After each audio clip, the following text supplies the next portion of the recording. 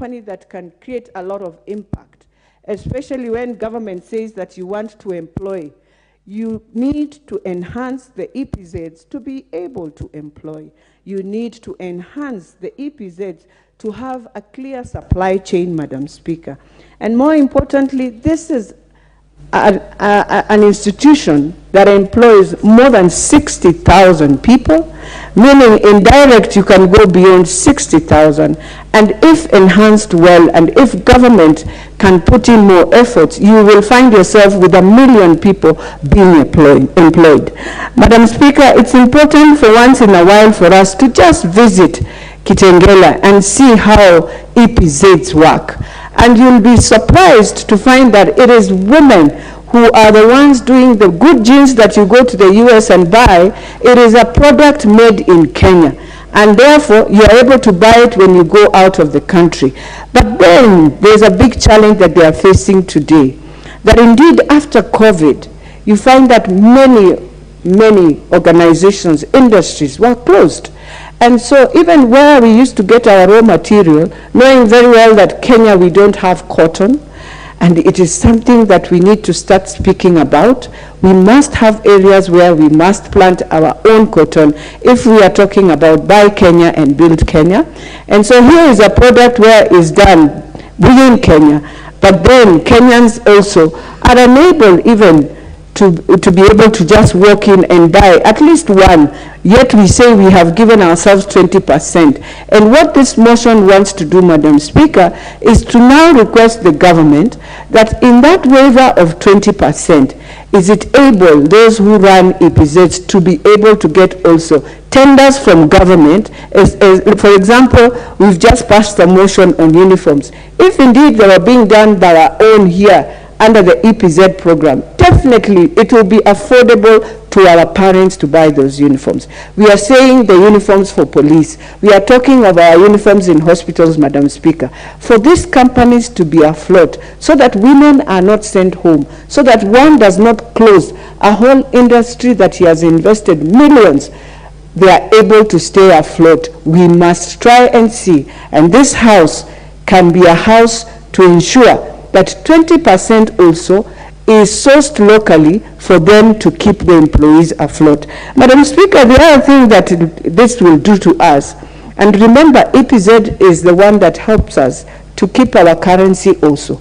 You find that we are having a lot of challenges with our currencies. But if you want indeed export to continue, then we'll have a way of selling back your currencies, and the dollar will not be a dollar that will kill us. And therefore, we have to come up with industrial parks, Madam Speaker, even the shades we were talking about. I would give you a story, Madam Speaker. Just when the Ukraine war started, an investor walked into Kenya, went to Kitengela. At that time, he wanted us to give him land to plant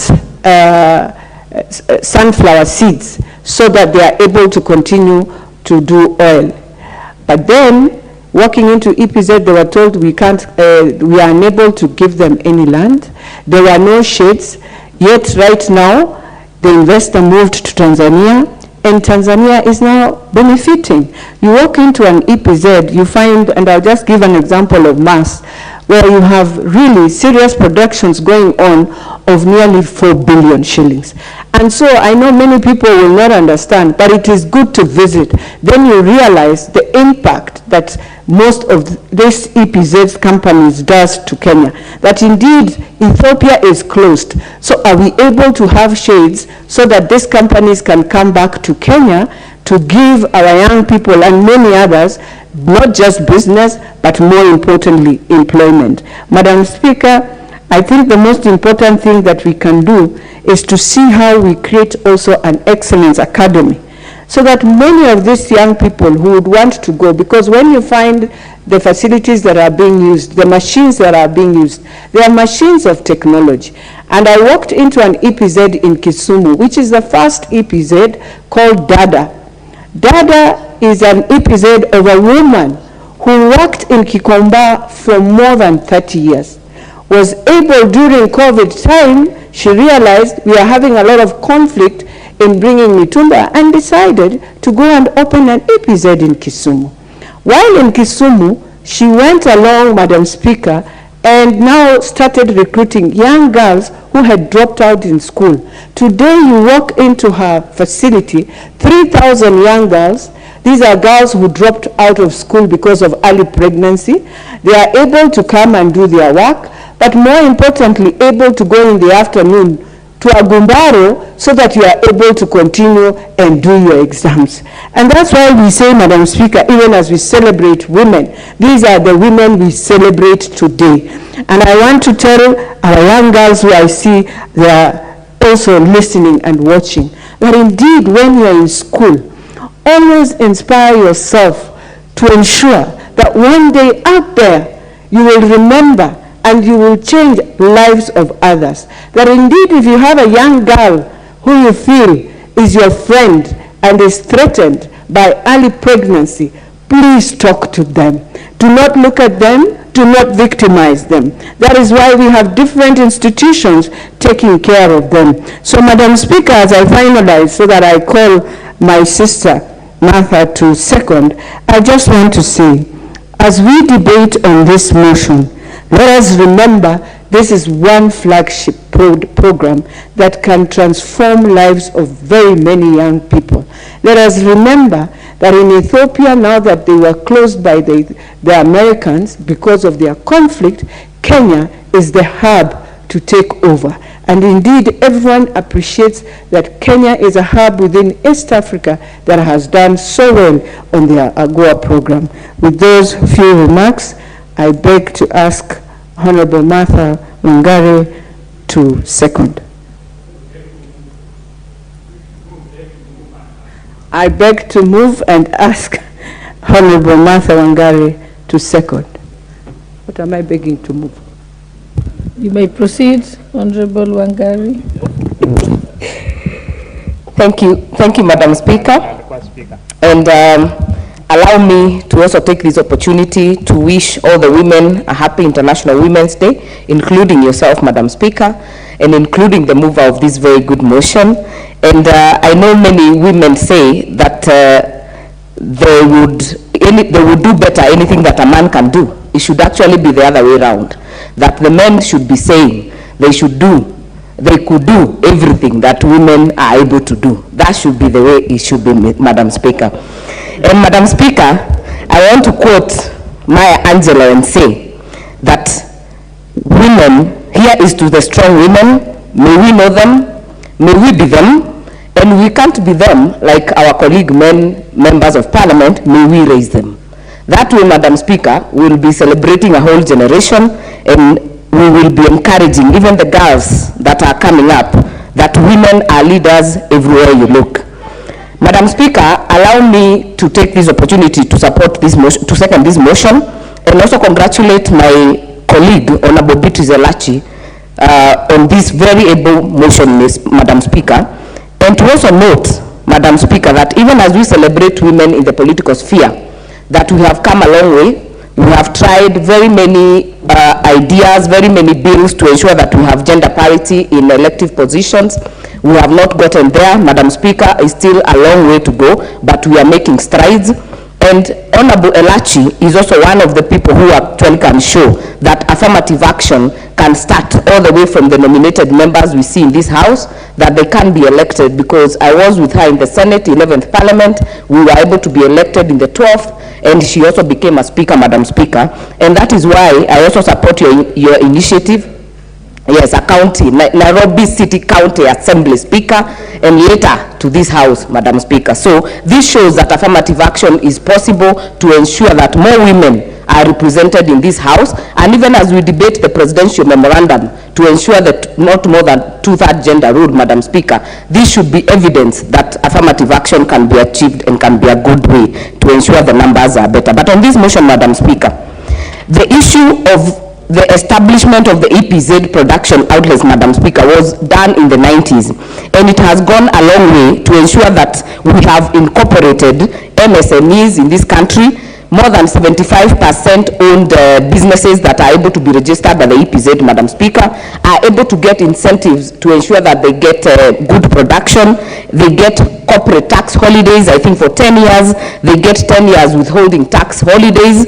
They also get perpetual exemption for payment of stamp duty on legal instruments. Madam Speaker, that way we are able to nurture very many businesses, very many even women-owned businesses, Madam Speaker, to be able to rise and to be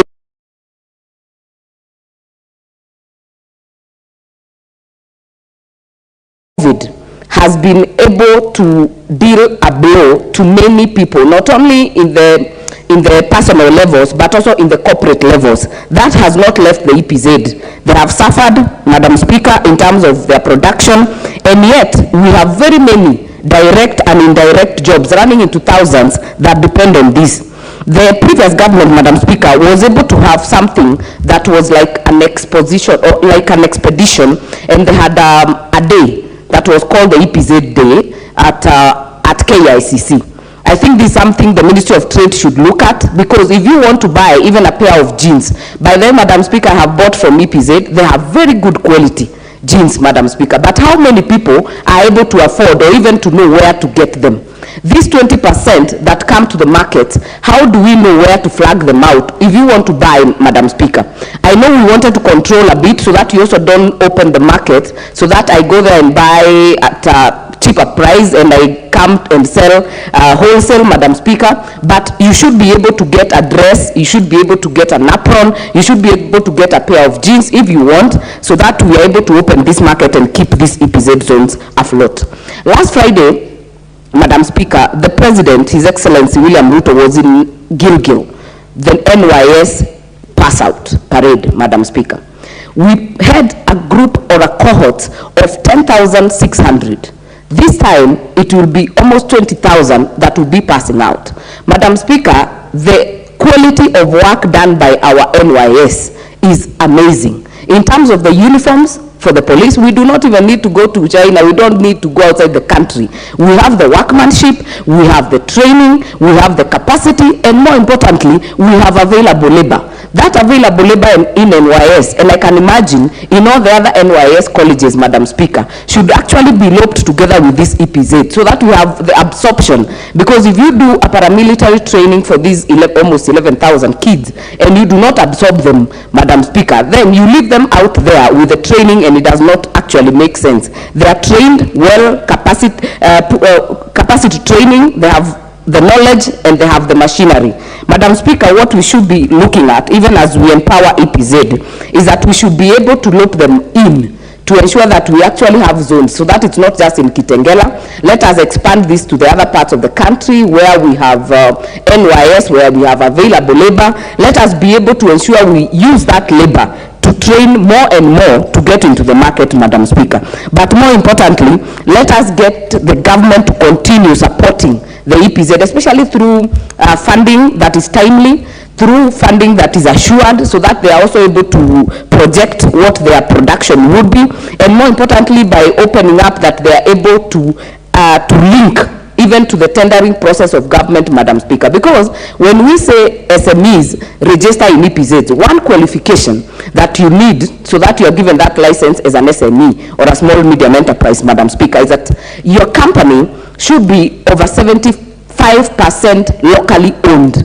That means, Madam Speaker, that we will be absorbing so many of these MSMEs to be able to tap into the resources. And we have a lot of government tendering going on. Madam Speaker, today, as you have heard members speak, they have a recruitment going on of Kenya Forestry Service Rangers. Over 2,000, Madam Speaker. They will need uniforms, and not one pair. They will need boots, and not one pair.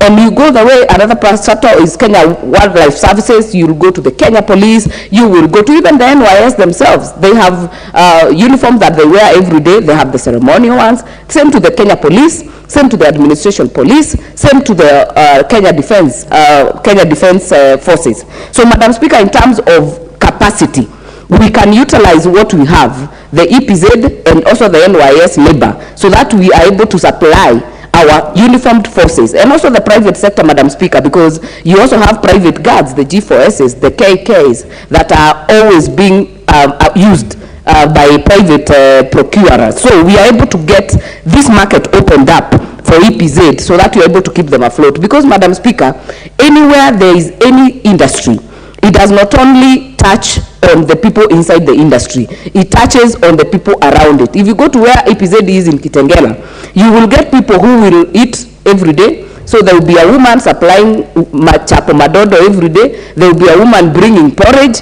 There will be a woman washing clothes. There will be something happening, Madam Speaker. And that is exactly what we are looking forward to, so that we change our communities, we change our country bottom up. Madam Speaker, this is the way to do it through EPZ. And I hope that we are able to nurture this and give more incentives so that we are also able to license more companies that are small and medium enterprises to be able to take the advantage.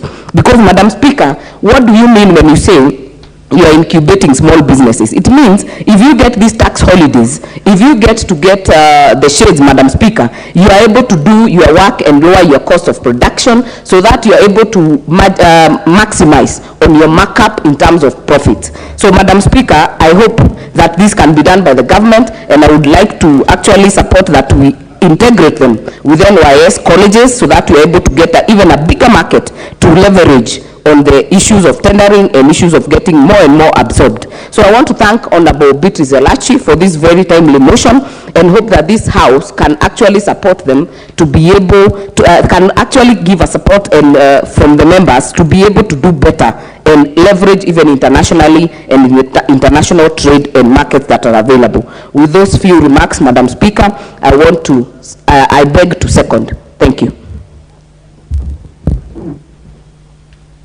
Honorable members, I now put the question that are aware that the export...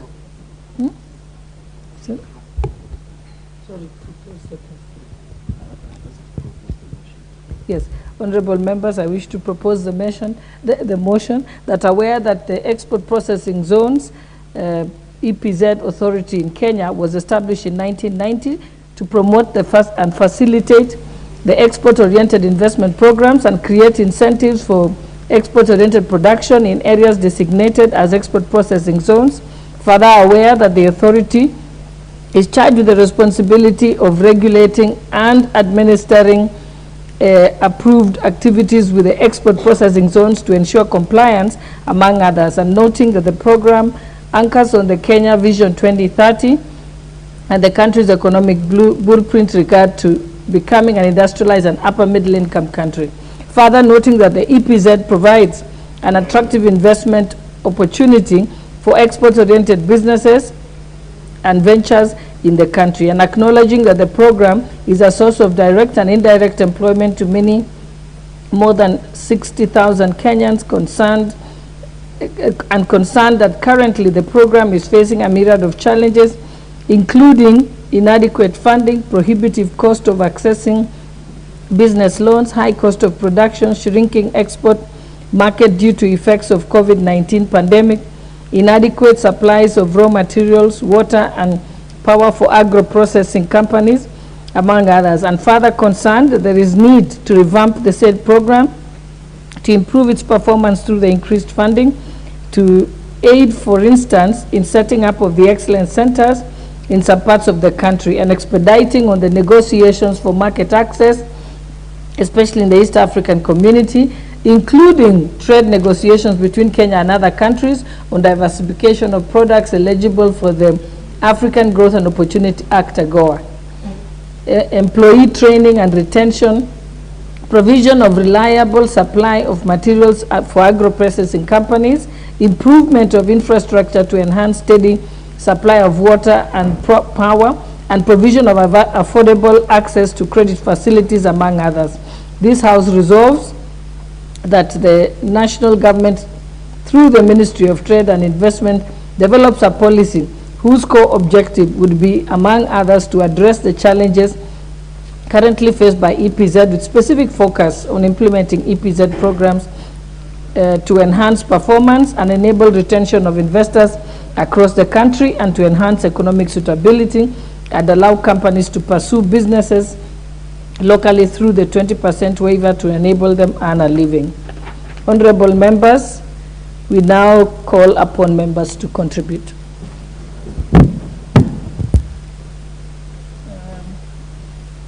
The Honorable Didimas Baraza, member for Kimilili. I see you are the first one to come in today. Thank you, Madam Speaker. I want to make it clear that I support this motion, and I really want to thank and appreciate the people of Dagoretti North for bringing Beatrice Alachi in this House as their Member of Parliament. Had they not done that, Madam Speaker, this very good idea could be somewhere not helpful to the citizens of this country. Madam Speaker, this is important because every part of this country is preoccupied by particular ethnic groups that form the fabric that wires the Kenyan Republic, Madam Speaker. And every people who live in the different parts of this country are usually engaged in distinct economic activity. The people from Western Kenya are known to be very good farmers. The people of Nyanza are known to be very good fishermen. So this motion, Madam Speaker, will go a long way to ensure that we have job creation across every part of this country. Madam Speaker, Kenyans are very hardworking people. They are always engaged in this type of economic activity, and all we need, Madam Speaker, is that the creation of these EPZ zones will go a long way to ensure that this country does not only depend on imports, but we will also be exporting some of the finished products, Madam Speaker. Madam Speaker, it pains most of us because I'm told when you go to buy a Masai Kikoi in a shop in town here, Madam Speaker, chances are that that Kikoi had been manufactured by some companies in India or China or elsewhere. So the only way to ensure that we add value to the hard work that Kenyans always put in their daily engagements, Madam Speaker, is to ensure that the government comes up with a proper framework to ensure that all these EPZ zones are set up across the country so that they can go a long way to assist our people. Madam Speaker, Kenya has a lot of potential. We are importing fabrics from India, yet we have very good climatic conditions that can support pyrethrum farming and actually give capacity to our local industries to begin even exporting cheap fabric to our neighboring countries. I want to really thank my sister Beatrice Alachi for thinking along this line, and I want her to encourage her that even after we are done and approve this motion, she should also reduce this motion into a bill so that now we have a bill in place that the government of Kenya will have no choice but to implement this directive to set up more export processing zones across this country so that the Kenyans can continue to tap into the very many benefits that will come as a result of setting up these EPZ zones, Madam Speaker. Madam Speaker, this motion is coming at the right time, where the country's education systems have evolved to CBC. We want to begin encouraging grade 7, grade 8, and the grade 9 as they progress, Madam Speaker, that we will want to see a situation where our junior secondary schools, those who will be learning technologies that are in line with what EPZ can promote, we want even to see them also, Madam Speaker, benefiting from these EPZ zones. That when children of a particular school will be learning about how to knit suits or trousers or nice kikois, they can go in and take practicals from the nearest EPZ zone that will be measuring in development of our fabrics, Madam Speaker. And also, Madam Speaker, even as we say that this CBC is good, that it will result into direct impacting of the skills in these students, it will be a waste of time if we will have so many people in this country with the skills, but there is no employment. The only way to guarantee employment, Madam Speaker, is by creation of these cottage industries. And these cottage industries will only have value if they are within gazetted and approved EPZ zones, Madam Speaker. So this is something which the government must take seriously.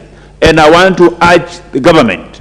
I'm happy that we have a new government in place, and unlike the previous one, I'm hopeful that this new one, Madam Speaker, will take whatever come out of this house very seriously. I will want to see a situation where whatever this house resolves will form part of the budget policy statements, will form part of the government policy designs and policy implementations, or rather will lead into policy termination of some extinct policies that are of no importance to the citizens of this country, Madam Speaker. So I really want to, I hope that the CS in charge of trade, the Honorable Moses Kuria, will be passionate about implementing this directive, and I am sure that every member of parliament in this house will support this motion so that you can have it approved and the government picks up from there, Madam Speaker. Madam Speaker, if you move across this country, you will find that we do not have idling population. Every single citizen in this country is involved in some activity.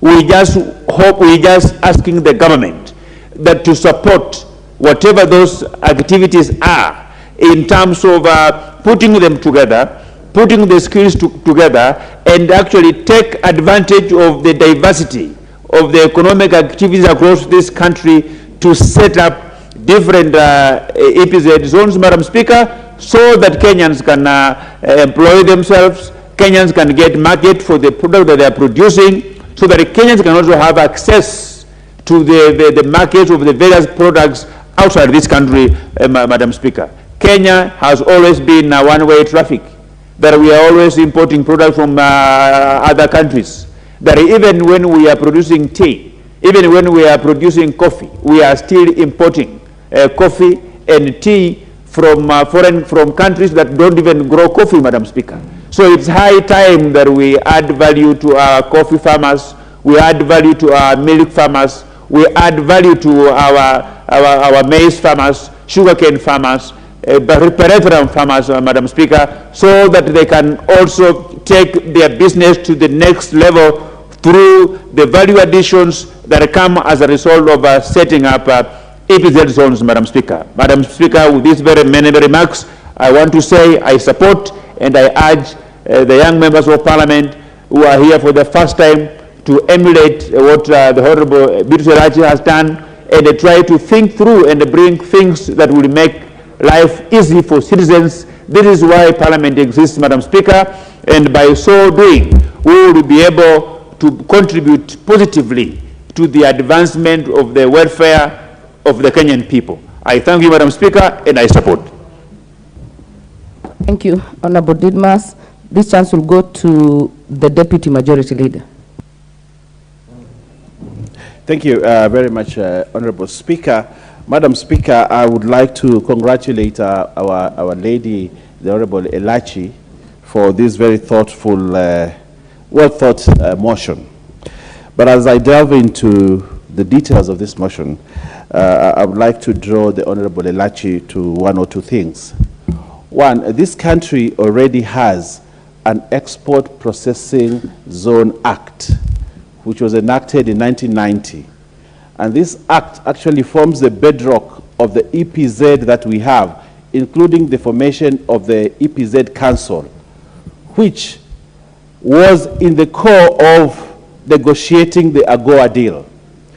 Honorable Speaker, every time the AGOA matter is mentioned here, it's very I've become very passionate, because one of the things I studied in my planning lessons at my master's level was actually the AGOA. And I have written quite a lot about AGOA and how it has benefited this country. Today, Kenya's GDP has been enhanced by the AGOA Treaty, and we have over 44% of the GDP being contributed by AGOA. But Madam Speaker, I would like to draw the attention of the House to three things that this motion would like to do, that Honorable Alachi is asking this House to resolve. The first one is that it should have specific focus on implementing EPZ programs to enhance performance. That is the first one, to enhance performance. Yes, we have issues within EPZ. Today, the AGOA Treaty is coming to an end in 2023. Kenya has already started negotiations, and I think the Minister for Trade has met the ambassador from the US, and they have had talks around AGOA and how to extend AGOA. But AGOA falls squarely within the FTA, the Free Trade Agreement in the US. And I think there has been talk that the Free Trade Agreement needs to be renegotiated because it is skewed against the US. And the US said we want to renegotiate this because AGOA gives Kenyan apparels, Kenyan products, free access or non-tariff access to the US. But the US are saying, no, no, no, we do not want this to continue. We want it changed. We do not want everything that comes from Kenya to come into the US free. How strong are we as a Kenyan delegation to negotiate the FTA and AGOA so that it makes value for us? Otherwise, we will have AGOA, we will have processing here, but we will not have a market. There is a correlation between the development of this country, especially in export processing, and markets abroad. So the issues here are how do we make it, I like the way you phrased your resolutions. You want to enhance performance. But this performance, honorable members, needs to be, what performance? Just production, or do we have a market? How are we negotiating our market? Should it just be to the US, or we are looking at new markets? What about Asia? Probably Bangladesh manufactures the same things as us, but they have a bigger population that consumes. How do we penetrate that market? India has one of the largest populations. Are they part of AGOA? No, they are not part of AGOA. How do we penetrate the Asian India as a market with our apparels? How do we enhance performance? That is the question that this House needs to delve into. As the negotiations go on, when we say we are making policy here, but a law exists, how do we take this to the agreements that are going on? For example, right now you have the Strategic Trade Investment Partnership that is being negotiated. The STIP is being negotiated. But the question of enhancing efficiency or performance by our companies, if you go to Mombasa today as you drive towards Malindi to the north, you see a lot of new establishments, new products. AGOA, I think, allows around 23 products only. How are we increasing the products so that this country can have more products exported outside so that we get more business and we can grow the GDP of this country? You say enable retention of investors across the country.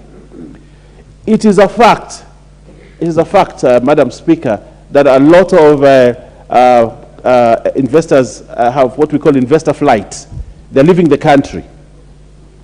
Where are they leaving the country? Why do they want to continue investing? The cost of production in this country is very high. Electricity, water, labor, and many other things that are making Kenya not an investment-friendly country. So today when I saw the president go to Dongokundu to launch the first gas production unit there, I said, this is a good thing. This is a good thing. There are some people out there who have a lot of confidence in the Kenyan situation. They can come and invest here. But, Honorable Speaker, we are losing investors. We are losing investors. That's why I come to another conclusion, and the move of the motion needs to take note of this one. Do we want to stick to only EPZ, or do we want to move this country to EZ? economic zones, where we have many more, special economic zones, the EPZ is only one form of an economic zone. It's a special economic zone called EPZ. Do we want to move this country to EZ such that the EPZ that we have can now be diversified and we have a broader policy, a broader law on SEZ or EZ? So that we can create more business, we can create more. Do we only want to go to export processing, or do we want to go to full manufacturing? Do we want to go to other areas? For example, the service industry. If you go to Singapore today, you find that their special economic zone, they have an area which is only tourism. They have a zoo. They don't have elephants, but they've brought in elephants. They are benefiting immensely from the service industry. If you go to Dubai right now, they have a special economic zone. But that special economic zone is only for services. And the services industry in the world today makes more money.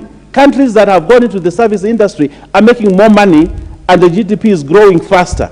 So, Madam Speaker, what I would like to enrich the movers' document by saying probably we need to have a broader policy on EZ, economic zones in this country, so that each county has a special economic zone, and they choose if they want to do AGOA or they want to do other treaties, such that this country's GDP can grow as we move forward.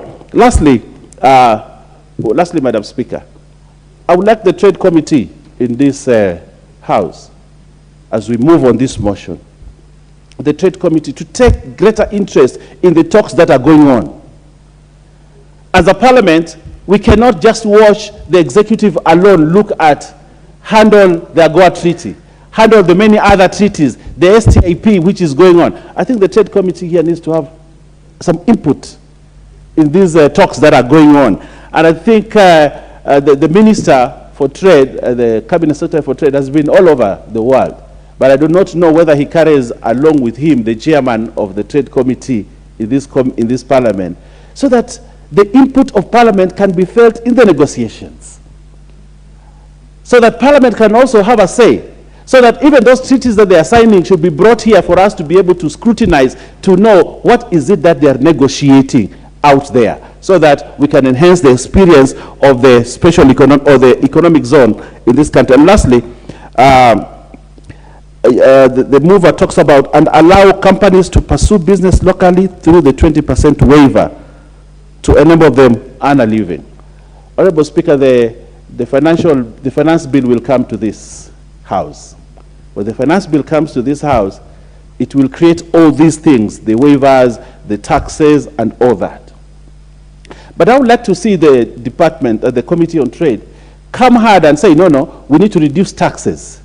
We need to reduce these levies. We need to reduce these charges to enhance investor confidence, or to enhance retention of investors. So, Madam Beatrice Elachi, as we move forward, and I hope you will note this in your reply, as you reply towards the end of this, is that we need to have a greater input in the finance bill.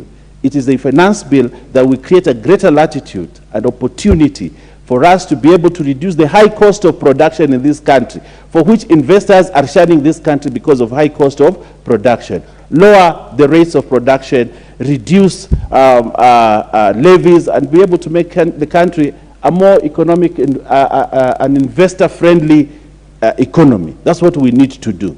But also, probably, Madam Elachi, you need to look at whether you just want to stick with export processing zone, or you want to open this country to more economic zones in different parts of the country. I thank you, Honorable Speaker. Thank you. This chance will go to the member for Nambale, Honorable Geoffrey Mulanya.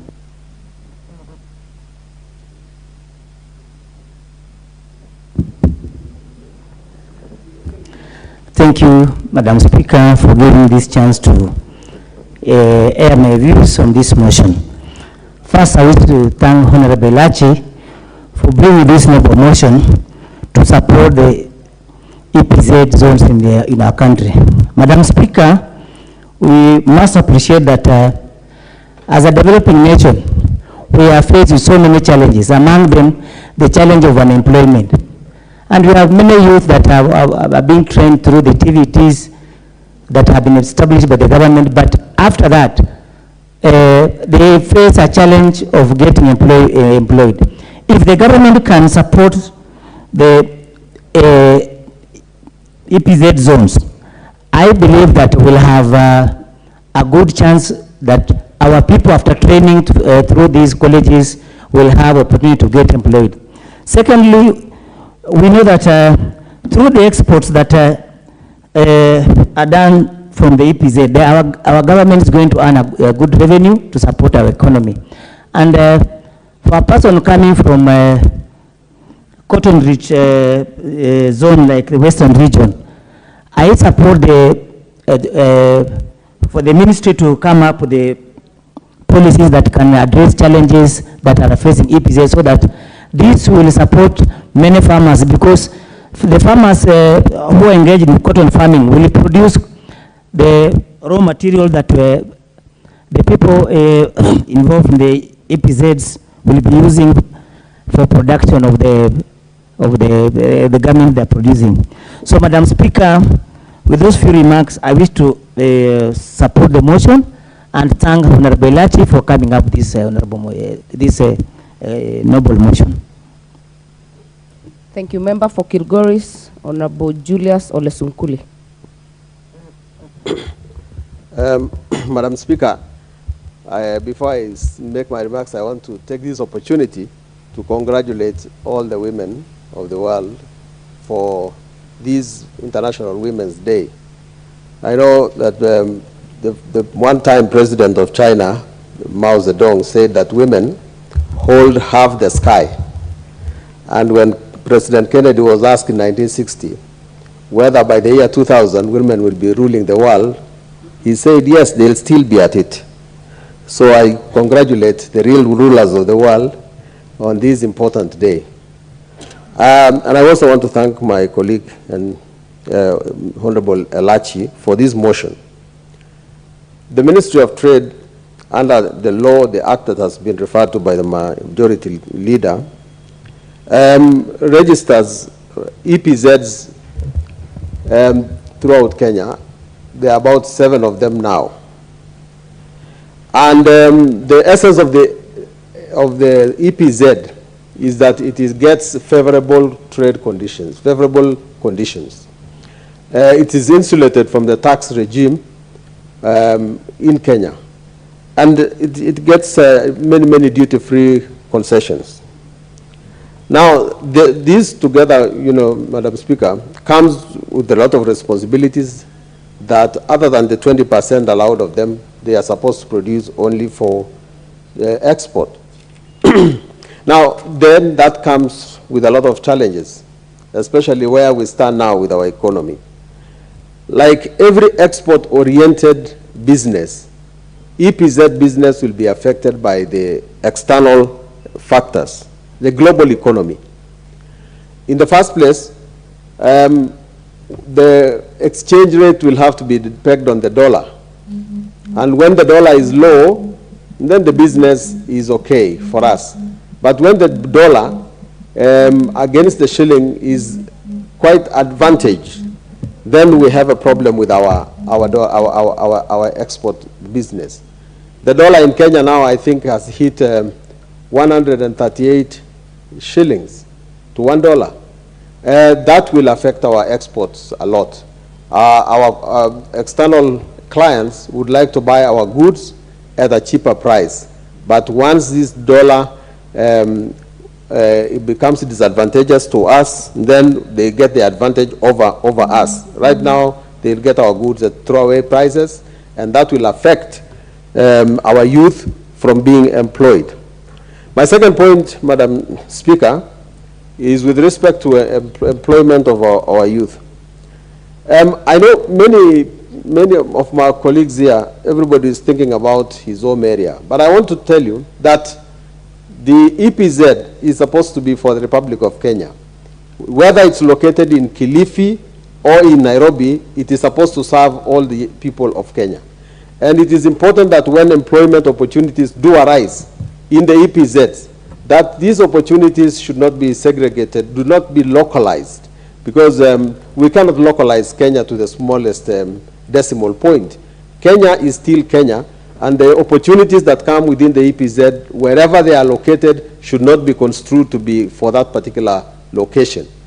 And the other point, Madam Speaker, which has been elaborated clearly by the Deputy Majority Leader, is this question of AGOA. But I take the view myself that it is wrong to assume that EPZs were created for AGOA.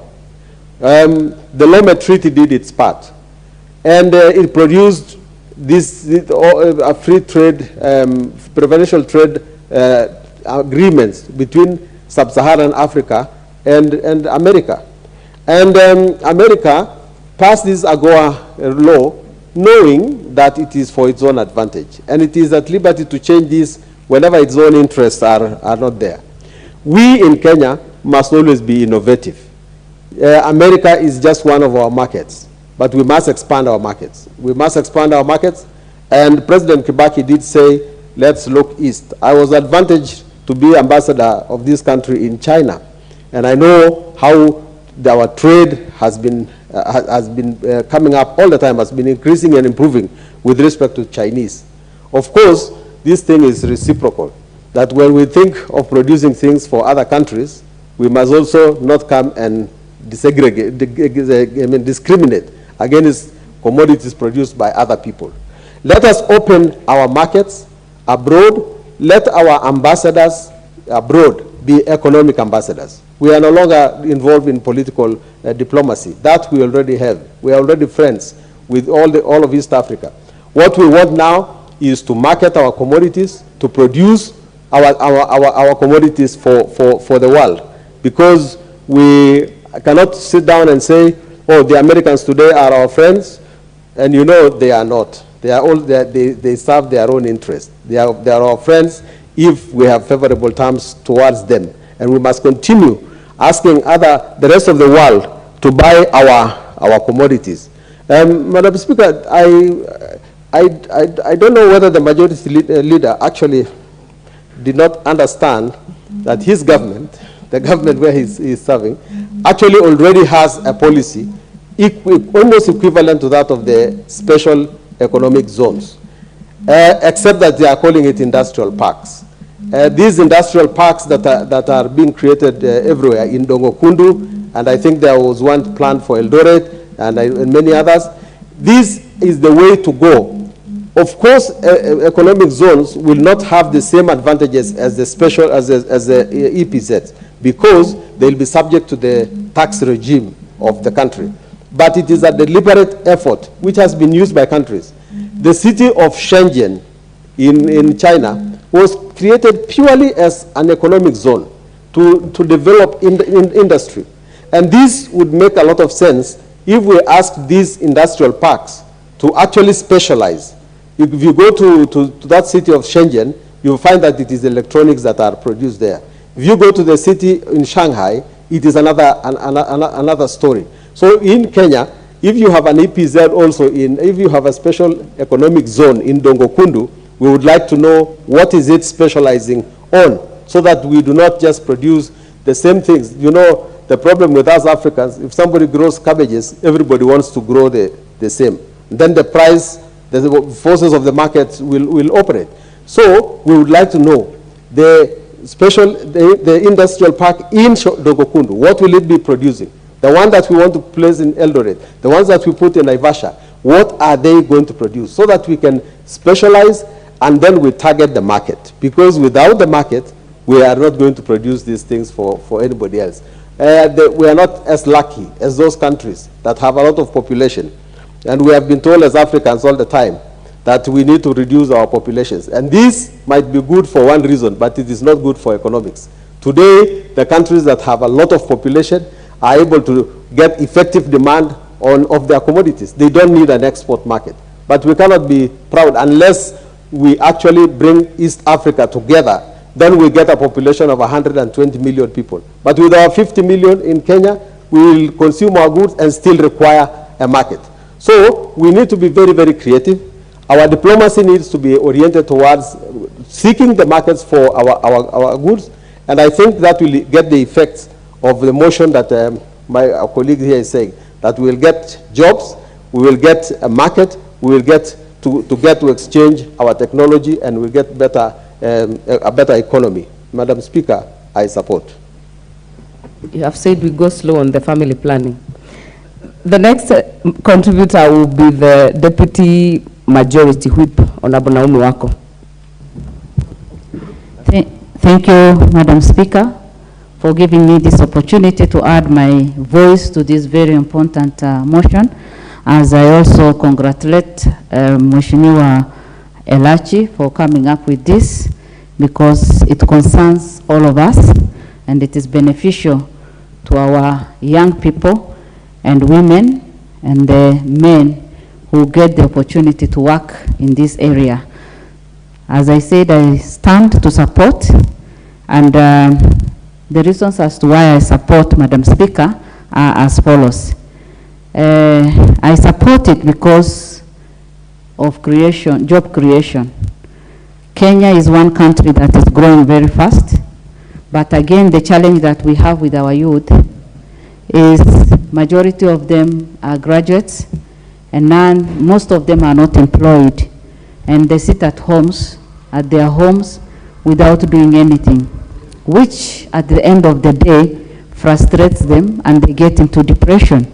Many of them have gone into drug addiction because of this, because of lack of employment, and promotion or enhancement of this will definitely mean that a lot of jobs will be created, and that will benefit our young people. Again, it is beneficial to us because of foreign direct investment. Kenya, as we know, is quite attractive to many investors, and many people are interested, many investors are interested. And when we enhance this and grow this to capacity, then we will have many people, many foreigners investing, and that will help us even to export our product to the international world. Madam Speaker, one time we were doing our shopping in USA, and we found our products there. And we were very happy. We ended up buying our own products in USA. And on this again, I would want to say that it is high time for us not only to target the outside world, but to target our own market, because Kenyans are proud of themselves and we are proud of our own product. So buy Kenya, build Kenya should be our motive and our aim as we do all those. Again, putting into consideration the purpose, which is to provide an attractive investment opportunity for export-oriented business venture. This will only go well when we will enhance and put a lot of investment there and have our own budget to support it, so that EPZ will grow and also reach out to many parts of this country. Again, Madam Speaker, through economic zones, Kenya Kwanza government will definitely improve and enhance this, and through the economic zones, we'll be able to be in almost every county, so that our young people, our women, and all the people who will get the opportunity to work there will be able to sustain their families. When we look at those who are already employed at EPZ, Madam Speaker, the majority are women. And women are the people who sustain their families. They are the pillars of our society. I will say something on the Women's International Day as I finish, but women are the people who sustain every family, and in every county you can clearly see that women are very hardworking, and they do whatever they do with a lot of passion. And as we enhance this, I would like to request that special attention be given to women of this country, because sometimes women work very hard to bring up their children. They work hard when maybe even their spouses, go around, drink a lot, and don't even bring the resources home. Women work very hard for their families. And in turn again, they work hard for this country and build every party that has always been there. And even as Kenya Kwanza, we got to where we are because of the support we got from women. And so let us give a lot of attention to women. And when it comes to employment, the employment should also be very considerate to every part of this country. When you go to Kitengela, the faces you see there are the faces of the people who come from around there. I would want to see somebody from Marsabit in that employment and in that EPZ center. And when we see the face of Kenya, we will all be proud because it's not only Marsabit, but think of Turkana, think of northeastern part of this country. And we get very few opportunities when it comes to employment. And it is high time for Kenyans to consider every part of this country when it comes to employment, when it comes to giving opportunity to people. And so I support this. And as I finish, I would want to say something on International Women's Day. I'm proud to be a woman and happy to be here today as a member of Parliament and women representative representing my county. And it is my opportunity now to congratulate every woman in this country, and especially those women in ASAL areas where we are experiencing a terrible drought, famine, that has finished all the animals. Women walk for many kilometers, like 20, 30 kilometers, to fetch just 20 liters of water. Very hard life. Some of them are expectant, others are breastfeeding. They have no food at home, but they have no opportunity to stay and enjoy. Under that heat, very dry and hardship lifestyle, they go and they fetch water, they go and look for food. Madam Speaker, I respect the women who are struggling today, looking for food to put on their plate, on the plates of their children, walking for kilometers to fetch water, taking their children to schools because of the distance that is there. I respect every woman of this country, but especially those who are struggling because of famine and those who are suffering because of different challenges that they are going through. Happy International Women's Day, and I support the motion. Thank you. Thank you. Member for Baringo North, Honorable Makilap. If not in the House, we'll have the member for Westlands, Honorable Timothy Wanyonyi. Thank you, Madam Speaker. I also want to contribute to this motion by the Honorable Beatrice Elachi. Madam Speaker, export processing zone was created in the in the 90s during the time of President Moi, and it was to enhance export material from Kenya. And Madam Speaker, we have not expanded in these processing zones. There should be at least at every corner of this country, especially now that we are devolved. We should devolve some of these functions to counties. Why is US a big economy? Because US have a market for themselves. Whatever they produce, but the large of it is consumed in the US. And that's why they find that even these, what we are doing, Madam Speaker, the processing zones, because most of these things are geared for export.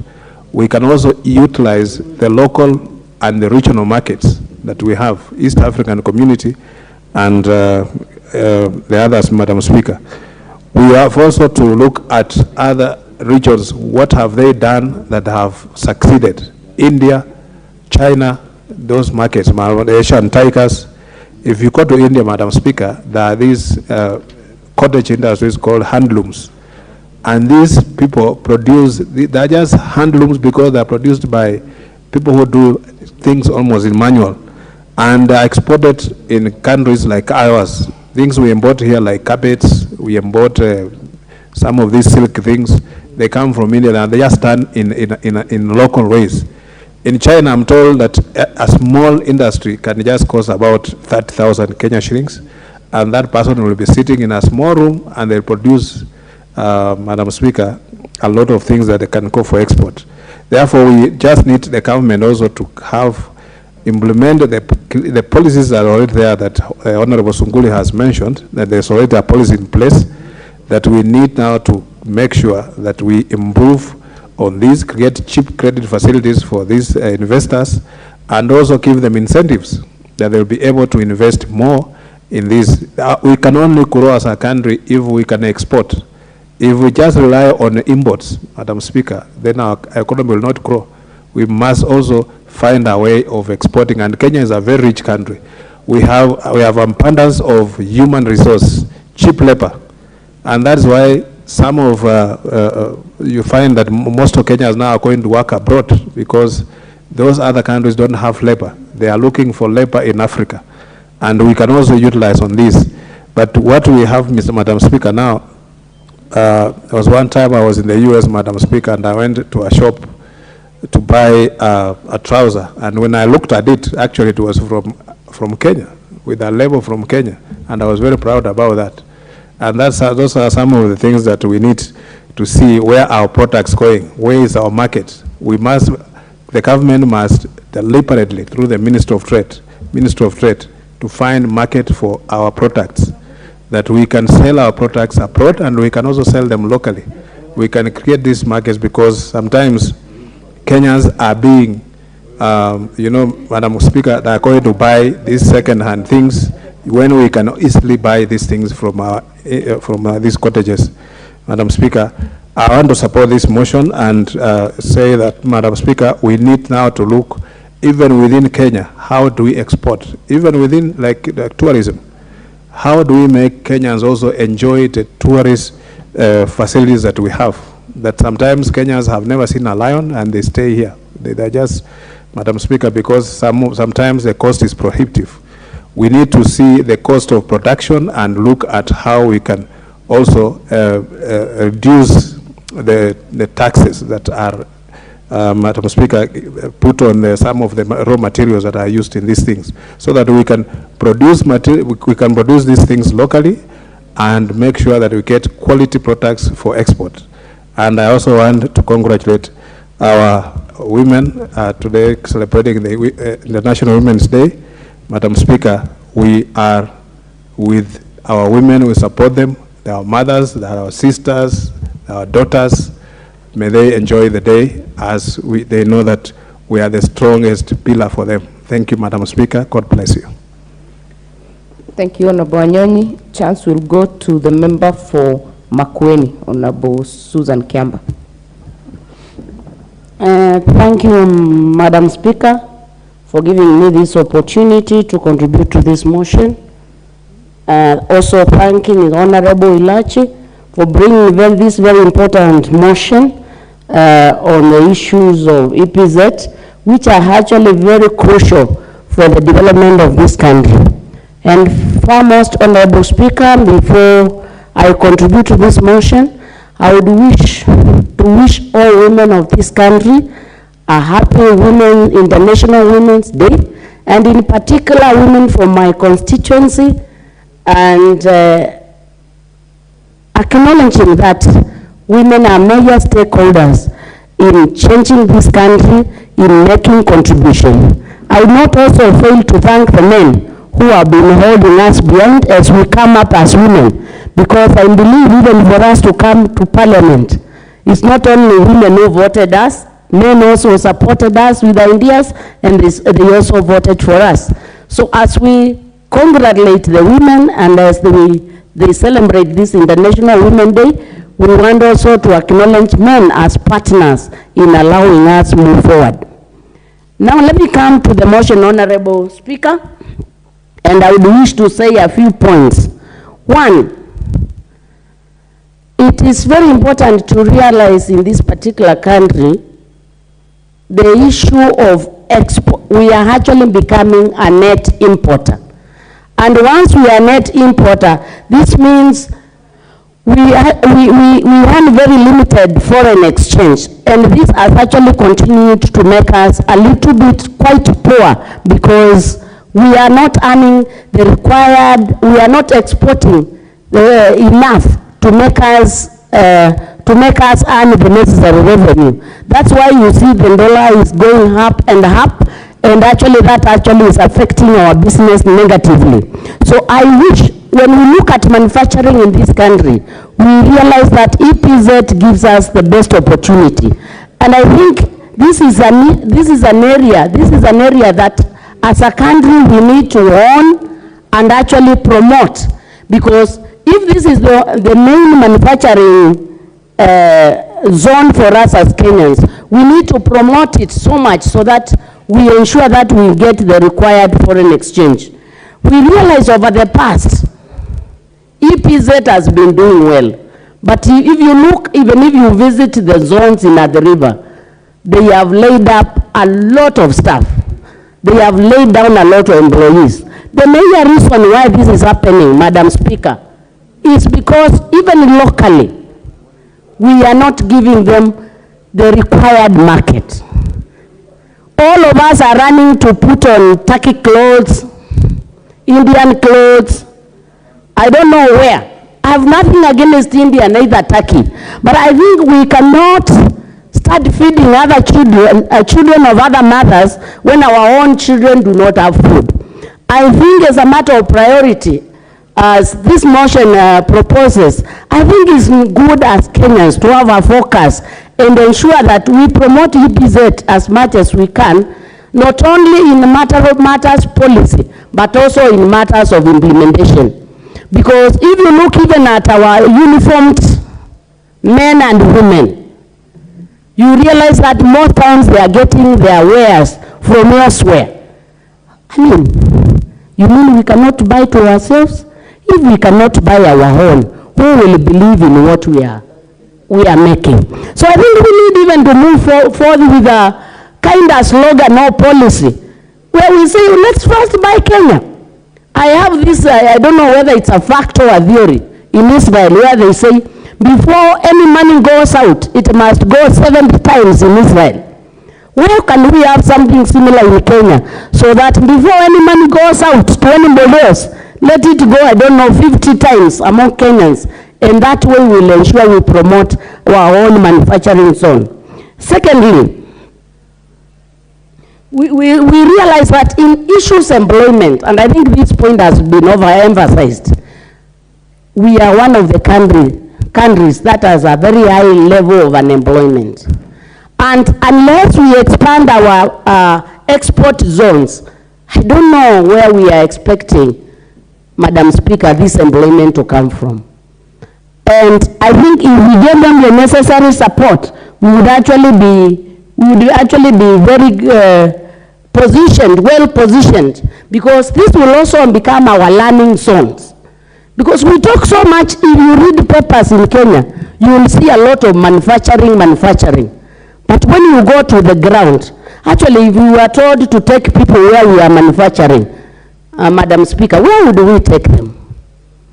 Because personally I've traveled in this country, and if you look at areas where we are manufacturing, they are actually very much limited. So I support this motion brought about by Madam Elijah, that let's support EPZ zones, and not only even before we think of scaling them to other counties, can the one in the river work to the maximum? Because even taking it to other counties when we have not maximized the export at the river, I think we'll just be spreading very thinly. Madam Speaker, I think this is long overdue, and it needs the focus. Lastly, I've just been wondering as a person, when will Kenyans think like Kenyans? When will Kenyans love themselves? And this I say in relation to these exporting zones. You realize that apart from what the manufacturing that is happening in EPZ, we have a lot of gineries like the one we have in makwiny. That is, and many other areas. You realize that in most areas, even our women, we even do not have any cash crop, especially in arid areas. If we could have things like cotton well promoted, we would not only provide the raw materials needed in EPZ, but we would also have the required cash crops and incomes. Now you realize now cotton is a dead crop. Sugarcane is a dead, in terms of export, is also coming to the knees. So I realize, I think it's very important, Madam Speaker, that this motion is given the focus it requires, and not only at motion level, also moving it to implementation, so that we see that we can have impact in our country. And with those few remarks, Madam Speaker, I support this motion, and I hope we can move forward in promoting our exports. Thank you. Thank you. Honorable Kibet Bureti.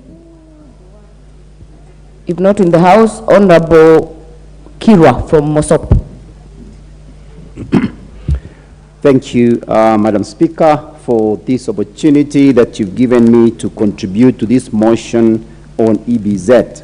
But before I do that, allow me to wish all the women on this International Women's Day a great day, because women play a major role in this world. They are the decision makers in most of the homes, they are the teachers, they are the professors, they are the leaders in most of the institutions. So I want to really wish them a great day today, as this is an International Women's Day, especially women in this chamber, led by the Deputy Speaker, Madam Speaker, and also even the Honorable Member who sponsored this motion for today. And all the women in our community, they play a major role. In our economy, they play a major role. So I wish you the best. I wish you a great day as we celebrate a Women's Day in the world.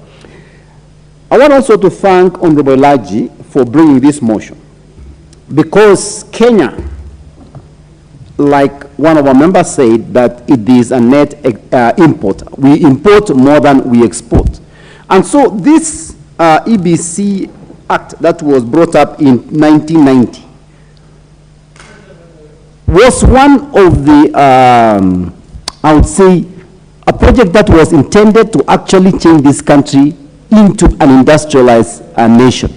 But some way, somehow, we did not manage to invest and also improve on this particular project. So I believe, and I want to believe, that even the coming government will invest quite a bit on these EBC export processing zones, and not only here in Kitengela, but also spread it all over the country, so that the rest of the country will also enjoy the benefits of EBC.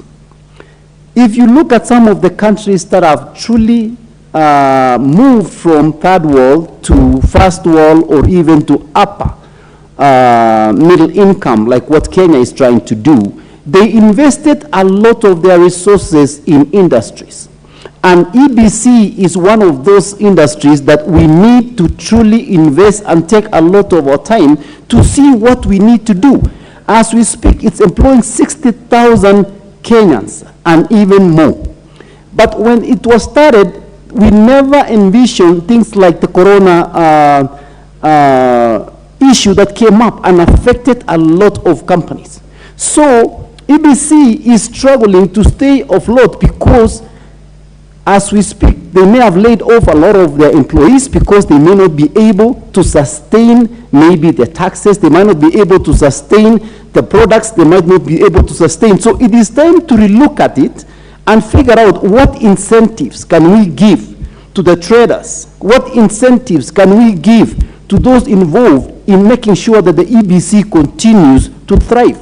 Because we cannot use the regulations that was before the corona time, because most of the raw materials have gone up. You look at the cost of electricity is gone up, the cost of fuel has gone up, the cost of a lot of raw materials have gone up, and we have not gone back to see what can we do to sustain such industry. At the moment, the country is undergoing a lot of shortage in currency like dollars. We don't have foreign exchange. We don't have dollars because we are not exporting a lot of the products. So we are using the little dollars we have to buy the imports, but had we invested a lot in export, or as EB said, we would have quite a bit of dollars that would have helped to truly generate and keep our economy. But because we didn't do that, we are suffering. So one of the areas that we actually need to invest is on this EBZ. And as such, I truly stand to support this motion by Honorable Elaji that we ought to actually give them the subsidy. And she's talking of the 20% waiver to enable them to continue earning instead of them shutting down. If you look at all over the world, most of the industries has been subsidized. Most of the companies and most of the countries have subsidized their industrial companies so that they will continue to employ. You look at, as we say, most of our people are now going out of this country. They are going to Australia, they're going to US, they're going to, because they have shortage of labor, because their industrial companies are hiring and they need people who can work manually. So here in Kenya, we need to take advantage. As much as we're exporting people outside this country, we need also invest. As most of the members have said, you go to New York, you go to Dallas, you go to Dillard's to purchase a shirt or to purchase a trouser, you will run into a Kenyan made, made in Kenya, a shirt made in Kenya, trouser made in Kenya, costing maybe $120. $120, that's 13,000 shillings here. And so if you go to a local market, you may not be able to purchase this kind of product because it might be above the average Kenyan, but at the same time, it will help us to bring a lot of income into our country. So I support this motion that we need to enhance the EBC programs in the country to allow the traders to continue trading. Thank you, Madam Speaker, for this opportunity to support this motion. Thank you. Member for Mwingi West, CNN, Honorable CNN. Thank you, Madam Speaker, for giving me this opportunity to add my voice on this motion by Beatrice Elach, my resident member of Parliament. Let me start by thanking her, and secondly, wishing all the women happy International Women's Day. Madam Speaker, this motion is coming at a time when we are experiencing unfavorable balance of trade in this country. Madam Speaker, I'm talking of regionally, not actually in terms of the region, that is Africa, and internationally. Madam Speaker, we will also realize that this motion is coming at a time when we are implementing new proper CBC education system. So we will not lack issues of labor when it comes to implementing this issue.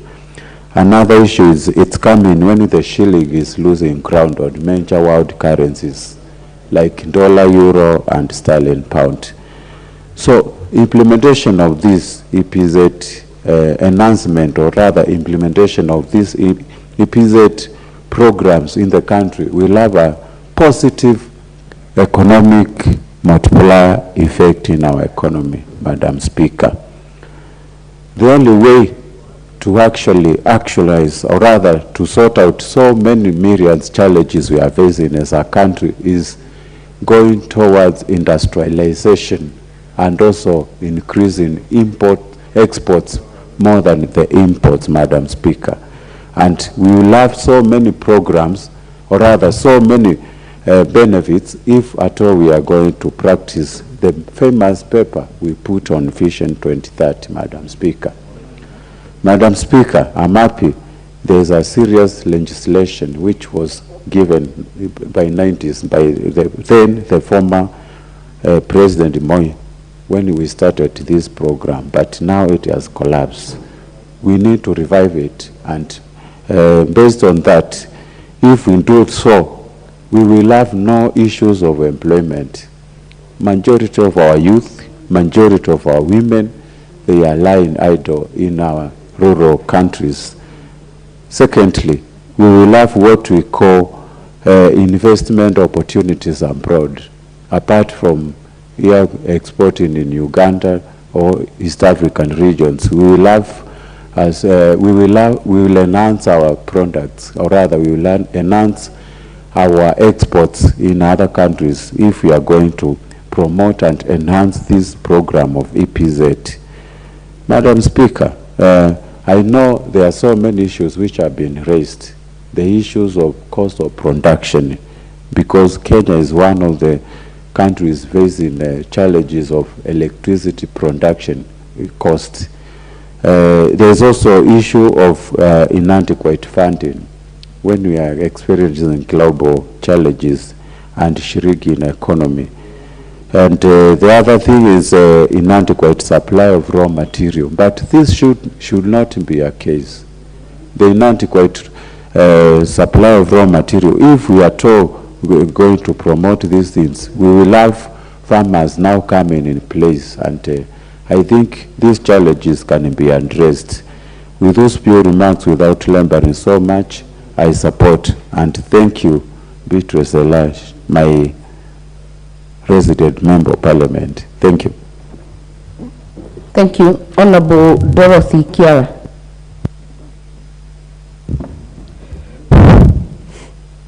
Thank you, Madam Speaker. First, allow me to celebrate all the women in the country as we celebrate this International Women's Day. And more so, Madam Speaker, you seated on the chair today, I want to celebrate you as a young legislator who has made it to that level. And this is a clear indication that women have made remarkable strides in every scope of what they want to achieve. Madam Speaker, allow me also to celebrate the women teachers in this country. Having been a teacher and having served as a teacher for many years, Madam Speaker, I celebrate the women teachers because of the enormous responsibility bestowed upon them, and I can see some of them in the House today, Madam Speaker, because they have nurtured all of us and enabled us to be where we are today. I celebrate teachers in a big way. Allow me also, Madam Speaker, to celebrate our First Lady, Madam RUTO, Her Excellency, and the Second Lady, Madam Pastor Dorcas Gachagua, who have been championing and devoting all their time to pray for this country, because with all what we are planning to do, we cannot do it without peace. I celebrate them among very many other women. Having said that, Madam Speaker, I want to support this motion and add my voice to it, as I thank Madam Beatrice Elash for coming up with this very, very important motion, which is very, very timely. Madam Speaker, as we speak today, 1990, when this export processing zone was started by the then President of the Republic of Kenya, is a way long time. And by now, Madam Speaker, we would be expecting this episode, the economic zones, to have spread to other parts of this country. However, Madam Speaker, I cannot underscore the fact that this program has been steadfast and it is still in operation since then. Having employed a total number of 60,000 Kenyans, Madam Speaker, we would say this is a huge employer, but a lot more can be achieved if we have been steadfast in ensuring that our country becomes an economic country that can provide employment for the country. Madam Speaker, we are worrying so much day in, day out by the fact that very many youths in this country are not employed. And the only way we can be able to employ these youths is not to wait to give them white-collar jobs in offices. We can employ them both informally and formally by using the available channels that we have in this country. And one among them, it is in ensuring that, Madam Speaker, we have investors coming to this country, and we have factories and provide raw materials, locally available raw materials. And a point in case is if we can be able to provide for cotton, which is normally planted in our farms, and Madam Speaker, we can use this to ensure that we have more and more factories and employ our youth. Madam Speaker, I'm aware that the cost of electricity in this country is far too high, and this has been a huge challenge. But the fact that electricity is expensive, that cannot stop us from starting other EPZ zones that can enable this country, Madam Speaker, to thrive like other countries. Normally, we are shocked because when we go to other countries like America, Madam Speaker, we go there and we come back with bags full of clothing. And when you look at the labels of the clothes that we buy even from the American stores, like the jeans, you realize they are made in Kenya.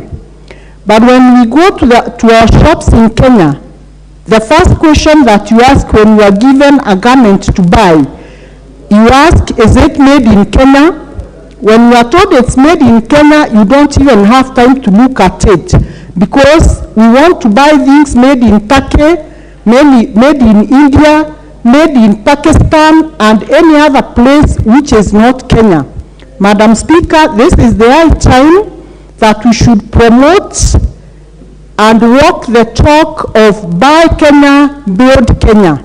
Madam Speaker, and I'm sure if we do that, then even this policy that we are talking about, we will be able to actualize it.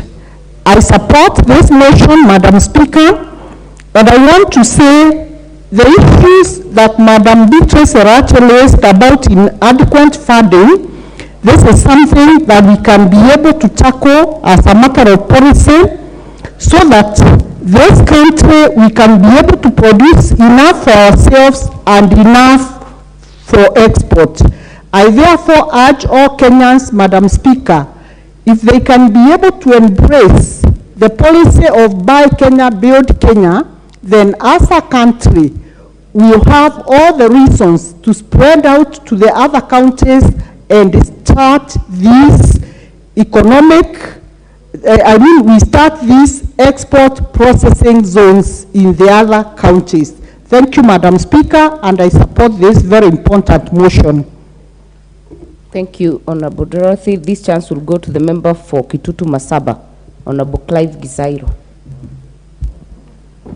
Thank you, Madam Speaker.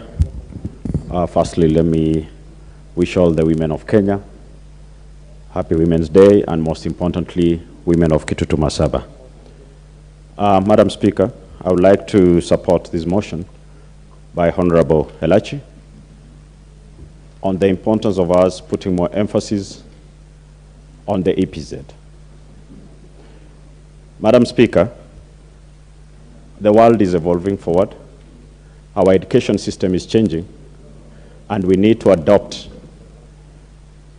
to the same.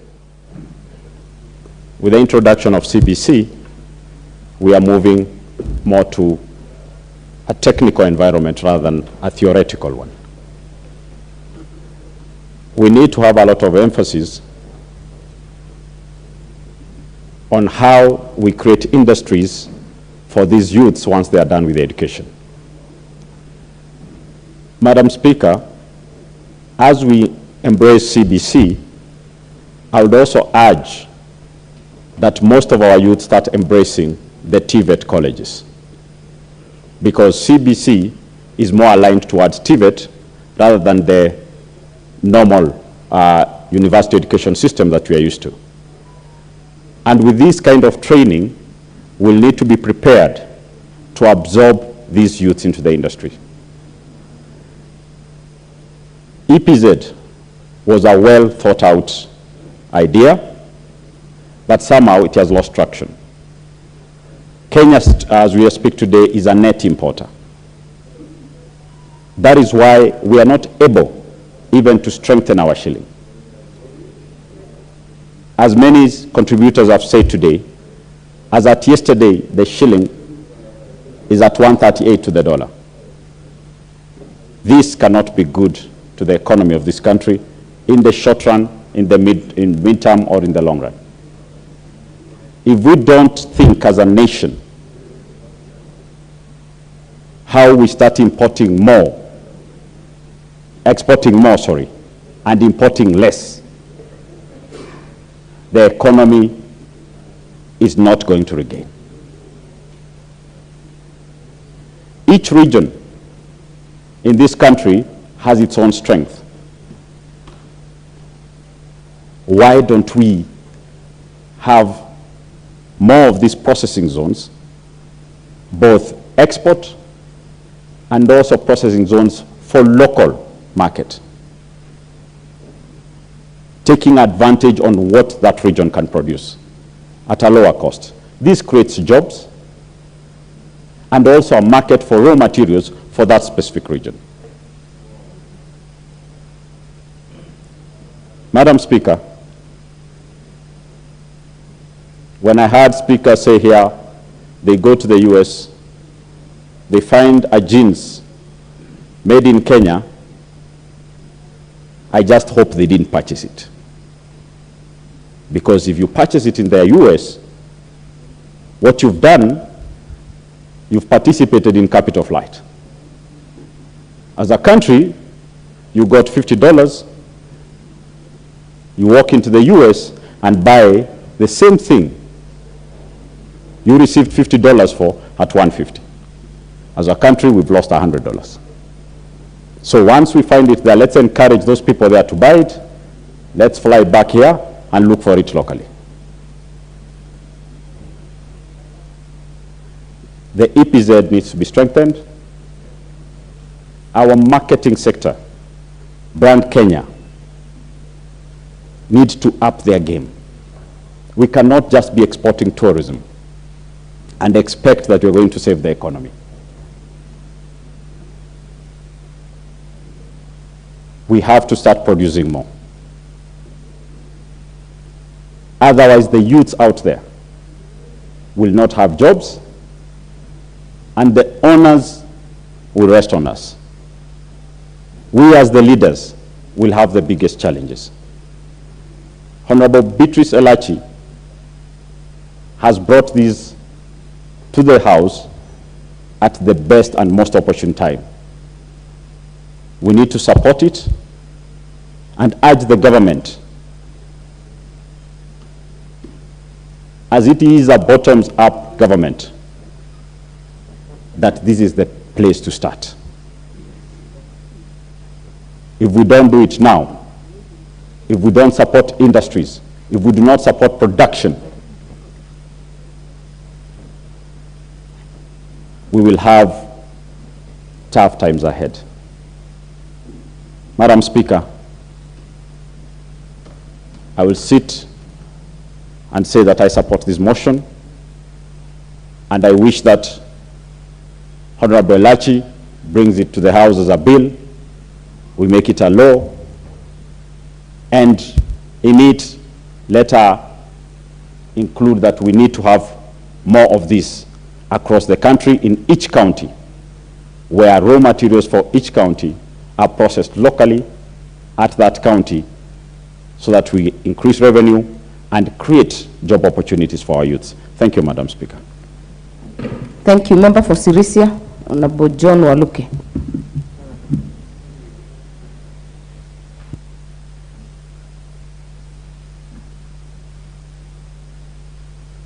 I took. Hello? Yeah, thank you very much, Madam Speaker, for giving me time also to contribute on this very important motion. I want also to thank Madam Beatrice Elaji, Honorable Beatrice Elaji, for bringing in this motion. Madam Speaker, it is timely and very, very important that our country, Kenya, Madam Speaker, has a lot of potential. Madam Speaker, if we as Kenyans love our country the way we love ourselves, Madam Speaker, most of us Kenyans do not love their country like other people in other countries, Madam Speaker. Because I've been to US, Americans put their country first than another country, Madam Speaker, and we need to follow that so that we build our economy from ourselves. We need to support this country, Madam Speaker, in terms of economy, like what Madam Honorable Alacha has brought, the EPZ zone, Madam Speaker. It used to be there during those days when we were still young, during President Moi's time. I think the late President Moi had a vision for this country, Madam Speaker, because many industries were doing well, and you know, like now, the two regimes that have been there, Madam Speaker, many industries collapsed. It's only this time when we are seeing the current president who is really trying to revive many of these industries and trying to build the economy, although it is down, Madam Speaker. But if all Kenyans come in support, Madam Speaker, this country can improve. We need to add value on our crops, like coffee, Madam Speaker. It used to be called black gold during those days, Madam Speaker. But the middlemen between, Madam Speaker, have brought it down. Even tea, Madam Speaker, our tea is liked all over the world. But instead of taking advantage to add value on that, Madam Speaker, the middlemen want to earn more even than the farmer himself, Madam Speaker. The tourism, if you check the trade, Madam Speaker, at now, Uganda is doing very well, more than Kenya. Tanzania is doing well. So the many tourists who are coming in Africa or East Africa, Madam Speaker, many of them are going to Uganda and Tanzania, which is a pity to our country, Madam Speaker. So the tourism sector also should be looked into, the marketing, Madam Speaker, of these crops that we are mentioning, Madam Speaker. If we improve on that, Madam Speaker, I think this country, we have a good country, and we can improve in terms of export, because we are only importing. We are exporting very little, and that cannot build our economy, Madam Speaker. So the export zone should be more improved so that the economy can build up. So with those few remarks, Madam Speaker, I support this, and I want to wish women of this country and women all over the world a happy Mother's Day, because, I mean, Women's Day, because they are our mothers, we have our daughters, we have all the women all over the world. Madam Speaker, I want to wish them well and a happy Women's Day, Madam Speaker. Thank you. Thank you, Honorable. Look, even mothers, they will take it. Member for Mwingi North, Engineer Paul Nzengu. If not in the House, member for Kibwezi East, Honorable Jessica Mbalo.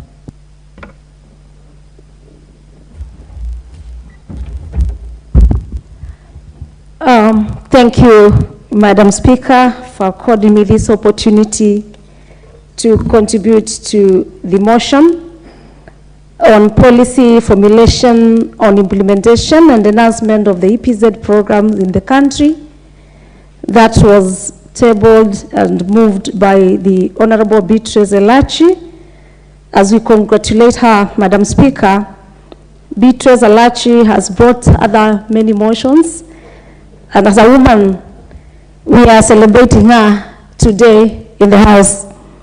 Madam Speaker, before I move, I need also to join other members in wishing the women of this country a happy International Women's Day and a happy Women's Day for Kenyans. And also the women from makwiny, Kibwezi's constituency, the women who have really believed in me, and so they're also today celebrating me as a woman of this country. Madam Speaker, where you are as a speaker, have served there for 10 years. We also celebrate you because you're doing a very good job. Happy Women's Day. Mr. Speaker, Madam Speaker, the motion, and I'm happy about it because the Honorable Elachi is asking the House to resolve, not to urge. I've been in this House for long, and there's a difference between resolving and urging.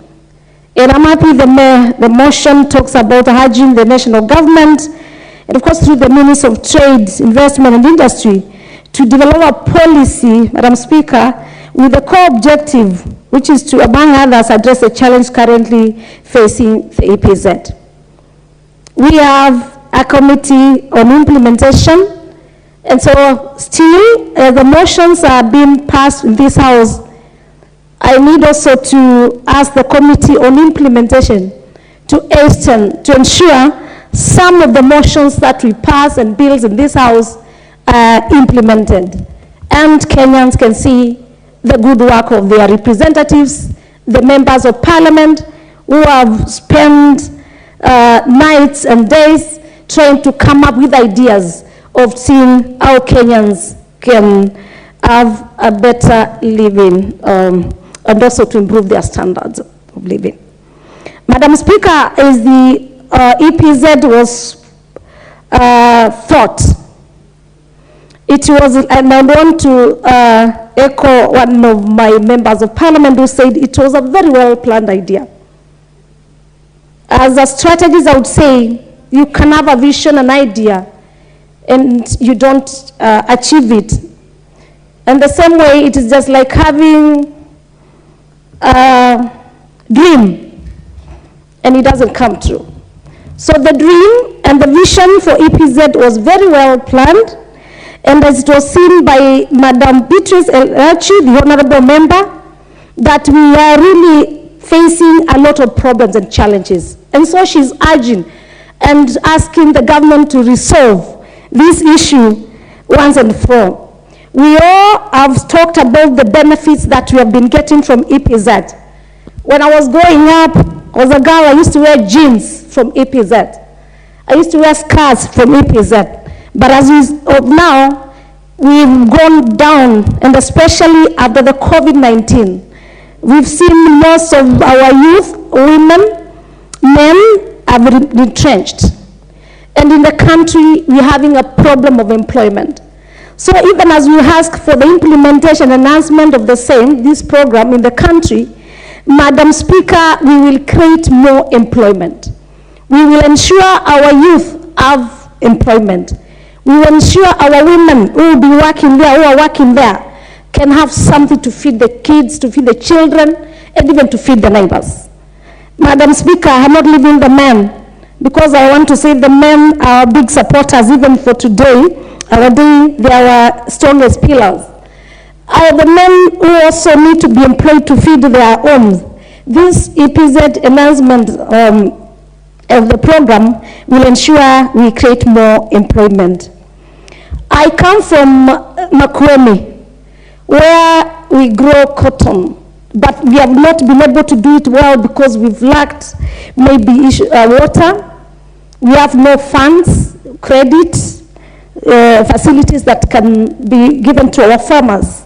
And so, Madam Speaker, I'm sure with the announcements of this and the ministry, as called upon by the Honorable Elachi, we'll be able to give farmers funds and credit to ensure that we can grow cotton. If we grow cotton in Makwiny and Kibwezi East constituents, specifically where we have land, but we lack water and capital, Madam Speaker, we'll be able to supply the EPZ with our raw materials, and our people will be able to earn a living.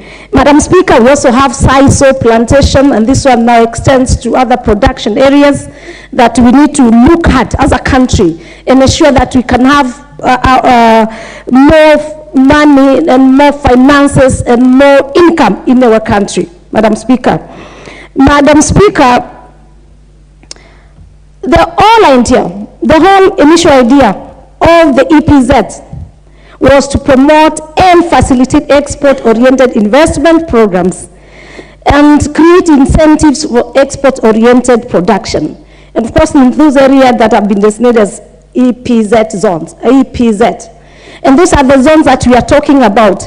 Madam Speaker, we will earn more foreign investment through exporting our products from the EPZ. You know what the country we are suffering from? We are borrowing from out of the country. And why can't we make money from our country by exporting? Madam Speaker, I think this is a motion that needs to be really looked at and to ensure that this is implemented, not just talked about or debated in this parliament.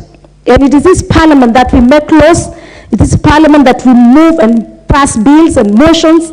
I think we need to be listened. And I'm sure every other constituency, every other county from the 47 counties, we are going to benefit from this implementation and announcement of the EPZ program in our country. Madam Speaker, what is the way forward? The way forward is to look at the challenges that have been pinpointed, and the one the members are pinpointing, and we see how as a country we can ensure that we have taken care. For example, inadequate financing. We are asking the government through the Ministry of Trade to ensure that we have enough financing in terms of credit or cash to our people, our farmers, or our local business people, so that we can ensure that we are okay instead of going to import from out of the country. We have no problem with importation of what we cannot produce, but why can't we produce it locally? And I want to echo my fellow members of parliament who are saying, why can't we buy Kenya and we build our country? And so this should be our slogan. We should be given an opportunity, the militaries for exporting, to buy it local, to buy our products local, and to ensure that we promote some of our industries that are in our country. Another way forward that we're looking for is we can also look for the markets and ensure, especially the proposed ones, we ensure that we can have negotiations for market access, and especially near, areas like the East African community, to ensure that what we produce we can sell. And this, I'm sure the government, through the ministry, can do that. So, because we are lacking markets of the same, as a country, we must come out and ensure that we make available, through negotiations, market access for our products. We also need, Madam Speaker, to ensure that since we know we lack loans, and credit facilities. The Ministry of Trade and the government should provide the credit facilities, provide loans for our investors, for our people, our local manufacturers, to ensure that they have enough to produce and sell internationally and locally. So, Madam Speaker, this is a motion well thought, and again, I want to go on record to congratulate Madam Beatrice Elach, who has thought, and your time is up. Member for Kandui. Thank you, Madam Speaker, for giving me this opportunity to also express my views on the motion that has been brought by my great sister, Beatrice Elach. But before I do that, Madam Speaker, let me join my colleagues also in thanking and congratulating the women folk of Kenya on this very, very great day, International Women's Day. Starting with you, Madam Speaker, and the move of this particular motion, it will not have come at a better time. So for all the women of Kenya, congratulations to you, and the women in Kandui who came out very early in the morning to make me their Member of Parliament. I will forever remain indebted to them. And I say Happy Women's Day. Madam Speaker, fast forward to the motion that is before the House. I wish to state at the outset that I support this motion entirely. When we were growing up in the early 90s, there was a clarion call for Buy Kenya, Build Kenya. Where we lost the track, I really do not know. But Madam Speaker, if we look at the so-called Asian tigers, Malaysia, for example, Singapore, we almost got independence at the same time. But they have moved from the third world to the first world, and we have still remained in the third world. Where did the rain begin beating us? My understanding is that they invested quite a lot in manufacturing and setting up cottage industries, which build up their economies, so much so that today, even the clothing we wear, we are importing from those particular countries, whom we got independence almost at the same time. I am alive to the fact that we created the Export Zones Authority Act. But what was the purpose of the Export Zones Authority Act? To promote investment and to ensure that Kenya is a friendly investment country. Can we say that for now as we speak in this particular House? I must say, Madam Speaker, that the rain began beating us somewhere. Where did the rain begin beating us? When a survey was done about the cost of doing business in Kenya, Kenya was rated as one of the countries that have the high cost of doing business. Why? Because of excessive bureaucracy in registering businesses, high and very oppressive tax regime, high cost of electricity, and all along successive governments have not been putting in a lot of funding towards making Kenya a country that is export-oriented, but is import-oriented. If we carry on, we look at the surveys that are there, Kenya exports only account for 11.2% of our gross domestic product, while the imports account for 20.2% of the gross domestic products. Do we need to keep on going with this particular trend? I would say no. What do we need to do? The issues have been identified in the motion that has been brought by our very dear sister, Beatrice Elach. One of the problems is underfunding. As it came out in the President's speech, we have been subsidizing consumption rather than production. So moving forward, Madam Speaker, I think we need to strengthen our export processing zones and ensure we put adequate funding to fund cottage industries so that we can move from a consumption society to a production society. And looking at the Export Promotion Centers Act, we need to expand these centers to almost all our counties, because even in our counties, what the governors are calling industrial parks are actually places where we can have cottage industries to ensure that we have job creation for our people. Madam Speaker, the cost of electricity is very, very high in this country. And I do not foresee or envisage any cottage industry that will operate without electricity. Madam Speaker, I think we need to look very, very critically at the cost of electricity in this particular country, because it is hampering the cottage industries, and it's one of the reasons that have been identified for non-performance of the export processing zones. Equally, our tax regime. Our tax regime, if we look at just even an element like, if you look at your electricity bill, you will find around 60% of all the items on that electricity bill are basically levies. So we really need to look at how we can cut down the cost of electricity and be able to improve our export processing zones and make Kenya an investment-friendly country. The motion, as prepared by the Honorable Beatrice Elachi, seeks to urge the government, through the Ministry of Trade, to develop a policy. I am aware before the Export Processing Zones Authority Act was passed, there must have been a policy framework. So we need maybe to relook at the policy framework that was undertaken as at that time, before the Export Processing Zones Authority Act was passed, so that we can be able to look at how best can we make it, how can we improve it, or how can we carry out effective amendments on the Export Processing Zones Authority Act, so that we can be able to have these export processing zones working, so that we can be able to have employment for our people, exports to other countries, so that we can build our foreign exchange.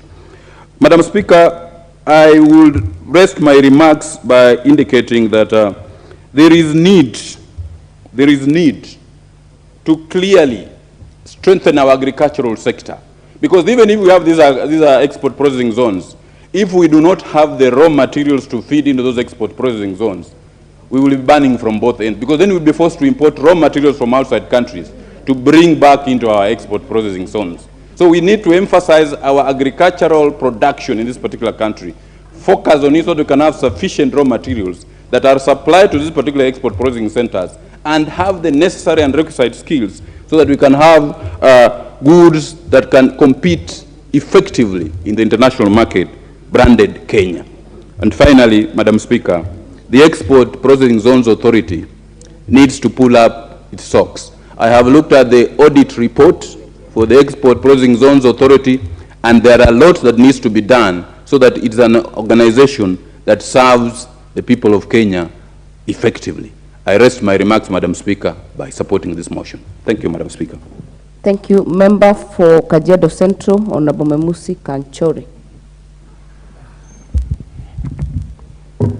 Thank you very much, Madam Speaker, for giving me this opportunity to also contribute my voice to those of my colleagues in support of this very noble motion by the Honorable Beatrice Elachi, who also happens to be my constituent.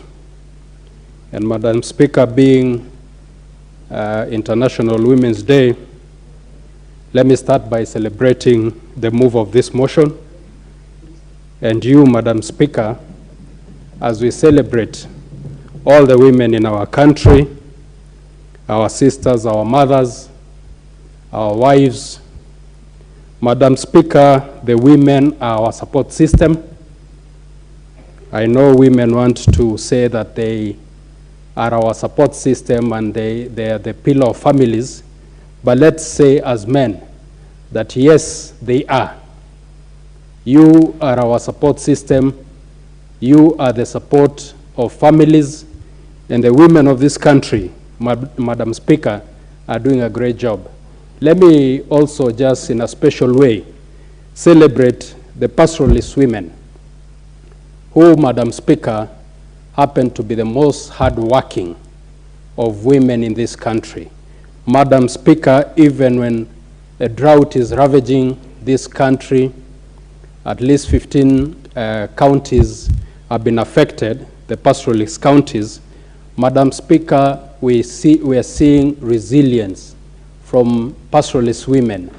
They continue walking hundreds of kilometers in search of water just to put food on the tables on the tables of their family. Madam Speaker, let me also just urge our county governments, especially in pastoral areas, that the idea behind devolution was to end this kind of suffering from our people. Devolution, the drafters of a constitution wanted funds to be devolved, wanted funds to go down and improve the lives of our people.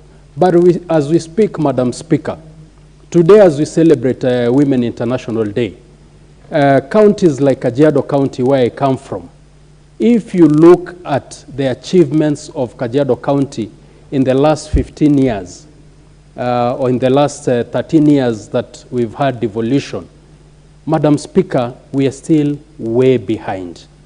Our women, our daughters, our wives are still walking hundreds of kilometers in search of a precious commodity called water. Madam Speaker, I urge those who are mandated by the people to alleviate the suffering of their people through prudent use of finance. Having said that, Madam Speaker, a lot has been said by my colleagues on this motion, and I also support the fact that unemployment is a disaster in waiting in this country. Madam Speaker, at any one point, any politician calling for a baraza, at any day of the week, you will find hundreds of young people attending these barazas. And it is not that what we are telling them in this rally is amazing. It is just idleness. Madam Speaker, as a leader in this country, I look forward to a day that a leader would call for a political rally on a weekday and would not have anybody to address because people are busy. What would bring such change to this country? It is going through such a route of coming up with policies to enhance or to bring about EPZs, not just in our constituencies, but also up to our villages. Madam Speaker, this is the only way that we will create employment. This also will help us see the gaps of our raw materials in terms of manufacturing, Madam Speaker. And this will help us cover these gaps. This will also transform our education system. Madam Speaker, what we have as an education system currently is not working for us. We have graduates with degrees, with diplomas, who are coming out of colleges, who are coming out of universities without any proper skill of doing anything. You would find a graduate who cannot even cook ugali, Madam Speaker. This, Madam Speaker, has to end in this country. But to end this, to empower our young people to have skills, is to go through the manufacturing route. The costs of doing business also, Madam Speaker, in this country is prohibiting. And as has been said by my colleagues, factors like electricity, which is a major factor of production, is highly expensive. Madam Speaker, there are countries that have gone the route that we want to go. What is wrong with us just saying, what did these people do right, and following such routes? Why are companies, why is the world manufacturing everything in China? It is because the factors of production have been made cheap. One of the factors of production that is extremely expensive in this country is not just electricity, but also land. The price of land in this country, Madam Speaker, is prohibitive to investors, Madam Speaker. All these are things that must be looked at critically for this country to progress. So, Madam Speaker, I also support and I congratulate the move of this motion, and I urge her not to leave it at that point. I urge her to push it on to a bill, bring it back to this House, let us legislate it so that it is now law that we can enforce. With those few remarks, I support Madam Speaker, and thank you for giving me this opportunity, and have a happy Women's Day, Madam Speaker. Asante. Thank you. This chance will go to the member for Gatundu South. Thank you, Honorable Speaker, for this chance to contribute to this very important motion that has been brought forward by the Honorable Beatrice Elachi. Madam Speaker, first of all, from the onset, I want to say that I support this motion, and that it should even be pushed forward to a bill so that we legislate on it, as has been said by my colleague. And I note with concern that in this just ended calendar year, we finished the year at a deficit of balance of payment amounting to a whopping 948 million US dollars. Our balance of trade was standing at a negative 5.4 billion US dollars, Madam Speaker. This is way down from 1.4 in 1994, a positive 1.4 in 1994. This tells you that we are increasingly becoming a consumer economy. Madam Speaker, there is no nation that is known to ever develop from reliance on imports. Every economy that flourishes must produce its own goods and sell them to the world. As it is, Madam Speaker, we are importing even the least of commodities. We are importing toothpicks. We are importing matchboxes and such things. Very basic commodities that can be manufactured here. What that means is that that employment opportunity has been given to someone else in another country. Every time you consume goods from other countries, then you have donated an opportunity for employment of our youth. So therefore, any opportunity to manufacture here locally is most welcome, Madam Speaker. But then we must also ask ourselves, when we bring the EPZs, what advantages do they bring to us?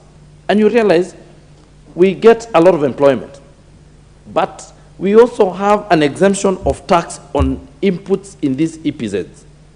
That means that if we increase the EPZs and we do not produce the raw materials for these EPZs to use, then we are creating an avenue for loss of taxes in this country. Therefore, this thing must also be looked widely so that we promote our local industry and our local farming. For example, we have production of apparels in the existing EPZs like in Athi River. But you find that KVDA that used to give us, Kerio Valley Development Authority, that used to support farmers to give us cotton, and even cotton that used to be produced in Mwingi and other places in Ukambani, they have died, Madam Speaker. So these things must go hand in hand. We now have an industry that is coming up, creating apparel or materials or textile from bamboo. These are things that we must promote. And these things are huge because, first of all, when you start growing bamboo, then we are helping farmers to also retain water and help our water resources and our water sources, and also to increase the production and recharging of our underground water, so that when you have drought like this, then our underground water does not get depleted. So we must look at it and also look at how to help our farmers give us raw materials.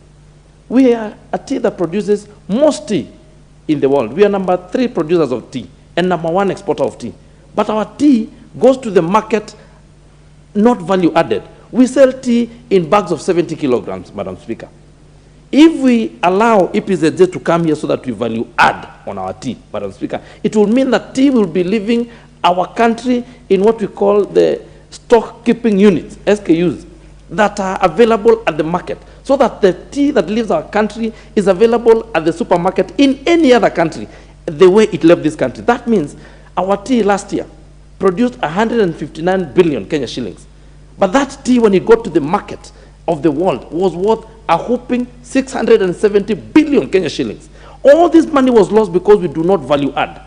If we have this EPZ, then we put our tea there. Then we say that our tea is going to get to the market value added. Then all this additional money is left in this economy. This is how we are going to help our farmers. This is how we are going to help our youth. This is how we are going to create employment for our youth. Madam Speaker, one of the things that is so prohibitive in this country is the cost of electricity. And even as we make these EPZs, they will still find it hard to produce if our cost of electricity is still as prohibitive as it is. We must think of a way of encouraging investors to invest in our clean and green energy that also increases our base electricity so that we do not have intermittent productions like we get during using solar and wind, so that we get more reliable sources of supply, and this is going to increase our affinity to investors in this country, Madam Speaker. Madam Speaker, again, when we look at the infrastructure, our tax infrastructure in this country, it is such that you find it easier to produce in another country than to produce in this country. So I welcome this idea of manufacturing, so that even when you walk in other economies, it feels very good when you find goods produced in this country. But when we allow people to come and produce in this country and then export in other countries without the residual benefit to this country, then we are losing out, Madam Speaker. So I really support this motion, and as I sit, I ask, I wish you and all the women of this country, especially those from Gatundu South, who woke up very early and made sure that they have elected one of their own, as they would say in my language, that one that they have given birth to. And it is true, we are here to support them and to articulate their issues. And Madam Speaker, I wish you and all other women of this country a very happy Women's Day. Thank you, Madam Speaker. Thank you. I would need to confirm from the women of Gatundu South what they mean by one of their own. But this opportunity I'll give to the Honorable Andrew Okwome, member for Karachuonyo. Thank you, Madam Speaker, for giving me this opportunity. I'm seeing our problem in this country as, number one, unemployment. And number two is the trade, which really means foreign exchange, lack of foreign exchange. I thank Madam Honorable Elachi for the motion, because this motion is addressing these two issues. One, if we can increase our foreign exchange, we will be able to solve a lot of our problems. And our foreign exchange can only be increased if we manufacture and that foreign exchange. In manufacturing, we are told the cost of manufacturing in Kenya is prohibitive. It is so expensive that we have seen many countries, many companies migrating from Kenya to other countries, giving us unemployment, increasing the unemployment which already we are suffering from. So we need to arrest the situation. We have to do anything possible to reduce the cost of manufacturing, the cost of production. That one we have to do. My colleagues have mentioned it, and I repeat it very strongly, that electricity is one of the worst problems, the cost of electricity. It is one of the worst problems we are suffering from. Madam Speaker, I think it is even possible, and we should think along that direction, to segregate the manufacturing areas and also give them their own electricity at almost no cost. The government can absorb that. The government has a policy of subsidizing production. If we go that way, we will be giving a chance to the manufacturers, a low cost of production. They will therefore find that what they export is needed, cheap, and can increase our production. And in increasing production, we will need more raw materials for that production. I have in mind cotton industry, which is almost ailing to a point of near death. I come from a cotton growing zone. And a lot of effort has been made. Sometimes you find there is no market for cotton. And yet, we buy clothes every day from other countries. If we want cotton to grow, we must ensure that we give it a market like EP said that would need it. And I therefore say that EP said is the most fertile export for production of cotton, lint, and the rest of them. So, Madam Speaker, I would wish Kenya to ensure that we do everything possible to increase our raw material productivity because these raw materials are needed by the manufacturers whose production, whatever they want to export, it's also needed because their price is competitive. It is somewhat embarrassing when you remember our history. Within the last few years, I knew we were having a balance of trade between us and Uganda, also with Tanzania. Madam Speaker, the situation has changed. Why? We are being left behind. We were #1 in East Africa, and I see us one time becoming the last in East Africa in terms of trade. We have to do something possible. We have to do whatever is possible now so that we can arrest that downward trend. What Madam Elachi brought is actually an effort towards that end. And that's why I support what she has just brought to us for discussion. Before I end, Madam Speaker, I also line up my name in congratulating the International Women's Day with particular reference to the Kenyan women. They have given us support. We love them because they love us.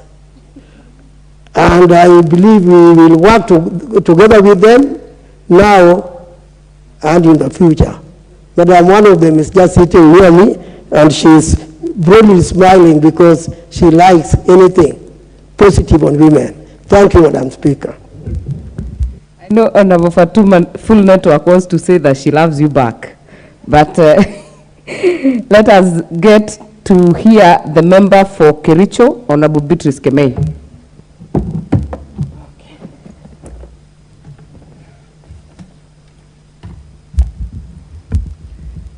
Thank you, Madam Speaker, for giving me this chance to speak to the motion brought by Honorable Beatrice Elachi.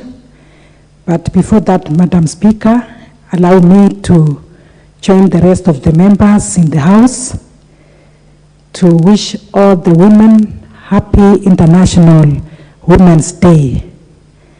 I really want to appreciate the many women of this country, in particular starting from the First Lady, Her Excellency Rachel RUTO, and the Deputy President's wife, and coming to the legislators here.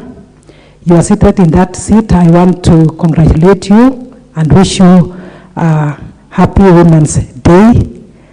And all the legislators here, we have so many women who have actually made things to be the way they are. Being the homemakers, women have no tribe. These are the people who cross borders to live elsewhere, to be born elsewhere, to work elsewhere. And I say they can multitask, multi-skilled, and they do many things within our time. I want to appreciate also the women working in EPZ, where we have this motion today, and professionals the pastors, the homemakers, legislators, the farmers, and all the women who are doing hard work to make sure that they bring food to the table. And I wouldn't stop thanking and congratulating the women of Kericho County, not forgetting those who are working in the tea estates, even when the conditions are very harsh. I appreciate and congratulate them for even staying and working hard. And I believe the women of this country will actually take their space and say no to sexual harassment and exploitation as we celebrate them today and the many other days. And for the motion of today, I've said it has come at the time, and especially today when we are celebrating the Women's Day. Madam Speaker, I say EPZ is actually a very important authority to us that was established to mainly facilitate the export-oriented investment in this country. And in particular, EPZ has done much, mainly with the creation of job opportunities to the many of our people in Kenya. And mainly this one will increase income generation. The many women working in the EPZ, I would want to say that women are very important. They pay attention even to details, and they do better when it comes to quality. They are also very efficient. So the employment opportunities that have been created by EPZ is great, and I appreciate that. EPZ is also important because skills are developed. And when we talk of the debate, that actually we have many of our youth going to study there to earn skills. They can only have these skills developed and practiced in EPZ. I'm not forgetting that maybe the products from EPZ are exported to other countries, and that is where we earn foreign exchange. And EPZ also use the locally available materials, and here we look at it like it needs to be increased, it needs to be improved, and the programs needs to be enhanced. When I say this, Madam Speaker, it is very interesting that people go to outside the country, buy clothes from Kenya, and I'm happy that when they have it made in Kenya, it is very encouraging. But I would also wish that many of our people learn that we have these products that are exported to other countries. We only imagine we import products or very good clothes from outside. I want to tell the Kenyans we have them. So the 20% that is actually sold in the country, we need to take it seriously. However, what is lacking is marketing. What is also lacking is publicity of our products within. The way we have the agricultural shows, maybe once in a year, I wish we can also have a day when the products from EPZ are marketed and they are shown, and actually shown to many of our people in Kenya. That is when they will appreciate and they will be able to buy from within. The challenge that we have about the cost of production, which is very high, is key. And we have to really look at this seriously. Why am I saying so? When the cost of production is high, the profit margin is low. And this one will even make our investors to close their businesses and go out. So for us to attract many of them, we need to look at it. The country, the government through the Ministry of Trade need to look at it seriously. Electricity, we have to look at the many other sources of power so that this one will go down. When it comes to water, harvesting of water, and looking for the many other ways of making sure that water is available throughout, being a cost of production is also important. When we talk of raw materials, Madam Speaker, we have our cotton, and I appreciate the Kenya Kwanza government. I believe the implementation will be done where cotton, being one of the crops that we grow, will actually be improved so that the raw material that is used in the EPZ will be made available at a very fair price. I would also say that land where setting up of this, the EPZ is placed should actually be looked into, because that is also a cost of production that go up. And when this one is done, I know, Madam Speaker, the enhancement will go up. I would say that we have many of the brands, the big brands that prefer Kenya materials outside the country, like even this one that we call the Calvin Klein. They love our products, and I believe the quality will always be improved. This can only be done when the cost of production goes down, and then those who are making them will try to make sure that they improve the cost of production. And Madam Speaker, having said this, I would also say that the graduates from Tibet needs to be given space in such places, those with, and then to be given the machines that they need to use, like the sewing machines and all that. With that, Madam Speaker, I want to support this motion and say it has come at the time when we really need it, because many of our graduates have no employment. Somebody with a B+ going for a job that is simple, others like today.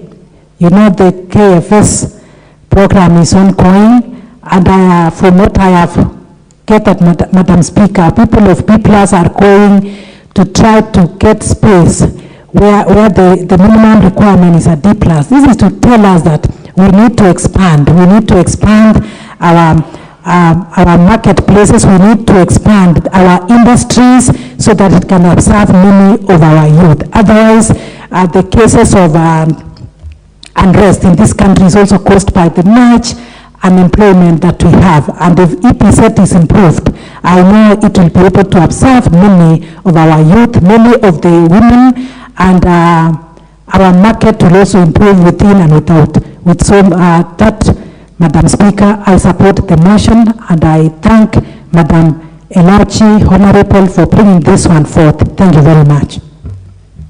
Thank you. Member for Nakuru.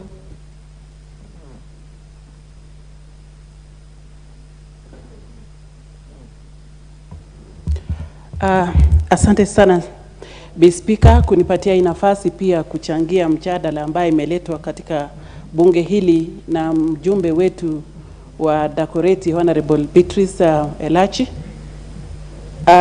Ni jambo la maana sana, sababu mambo ambayo tunaongelea leo ni kupenda kujenga nchi yetu kwa kutumia vitu yetu ambaye tuko nazo ama mali yetu katika nchi yetu ya Kenya. Na wapongeza sana. Kabla sijaendelea kuongea juu ya hii mjadala, wacha nichukue hii nafasi kuwapongeza wamama wote ambaye wako ndani ya hii National Assembly. Na wapongeza sana. Nachukua hii nafasi kupongeza Elachi pia kwa kuleta mjadala huu. Elachi, na kupongeza sana. Ninakumbuka vizuri sana vile tuliteuliwa pamoja tukiwa Senate, tukiwa pamoja na mother. Na wapongeza sana. Pongezi, Mungu awasaidie sana. Wacha nichukue hii nafasi pia kupongeza kina mama wote kutoka kwa wazazi wetu ambaye waliweza kutuzaa na kutulea na hata kutupatia nafasi ya masomo. Mambo ambaye tunajadilia leo ni mambo ambaye inajenga uchumi wetu. Bila kwenda kusema mambo mengi, wacha niongee mambo ya Nakuru. Nakuru kuna sehemu tunajulikana kwa mambo ya kufuga kondoo. Na ninaposema kondoo, mnaelewa kwamba kondoo ya Nakuru ni ile kondoo ya hali ya juu, quality yake iko juu, na hakuna haja kununua mats kutoka supermarket. Ninaona ni nafasi mzuri ambaye pia wakulima watajenga uchumi yao. Nina imani kwamba mjadala ambaye imeletwa katika ikumbu hii ama National Assembly ama ndani ya hii bunge letu la taifa ni mjadala ambaye itawekwa mambo ya utekelezi itawekwa kipaumbele, sababu hakuna haja ya kuongea mambo mengi na utekelezi yake itakuwa upande wa chini. Kwa hivyo wacha niambie ama niombe Mheshimiwa Elachi kwamba kuhakikisha utekelezi itatekelezwa Hii itaenda sambamba na yale mambo yote kina mama wanafanya pale chini. Ninakumbuka wamama ambayo wanakaa upande wa Kuresoi South, wengine North na wengine upande wa Elbagon, ambayo wanatengeneza, wanashona masweta ya watoto, masweta ya watu wazima, wanatengeneza mpaka mats zile tunawekelea, tunatumia kwa kuwekelea miguu zetu kuzuia baridi. Wanatengeneza, na yale mashini wanazitumia ni mashini ambayo imetengenezwa kule nyumbani. Kwa hivyo hii mambo ya kuhakikisha kwamba utekelezi ya hii mjadala imefanyika, ni hawa wamama wataweza kupata machines, wataweza kupata lolote ambayo wanahitaji ndio waendeleshe mambo ya kazi yao ya mikono. Hii itakuza hata wale wamama ambao hawajaenda shule. Kuna wale wamama hawajapata nafasi kwenda shule lakini wako na utaalamu fulani katika maisha yao. Ninajua utekelezi ya hii mjadala ikifanywa, kila mama watafaidika na tutaboresha uchumi katika nchi yetu ya Kenya. Ninashangaza zingine Mkenya anaweza furahia sana product ama mambo ama manguo kutoka nje ya nchi yetu. Unaweza sikia wamama ama unaweza kusikia watu wote katika nchi yetu ya Kenya wanasema okay, hii shiti inatoka upande wa Egypt, hii sweater inatoka upande wa Turkey. Order, honorable member. Yeah. Honorable Liza Chelule, you will have a balance of 8 minutes if you wish to continue to debate this motion when it's next listed. Order, members. And the time being 1 p.m., this House stands adjourned until today, Wednesday, 8th March 2023 at 2:30 p.m.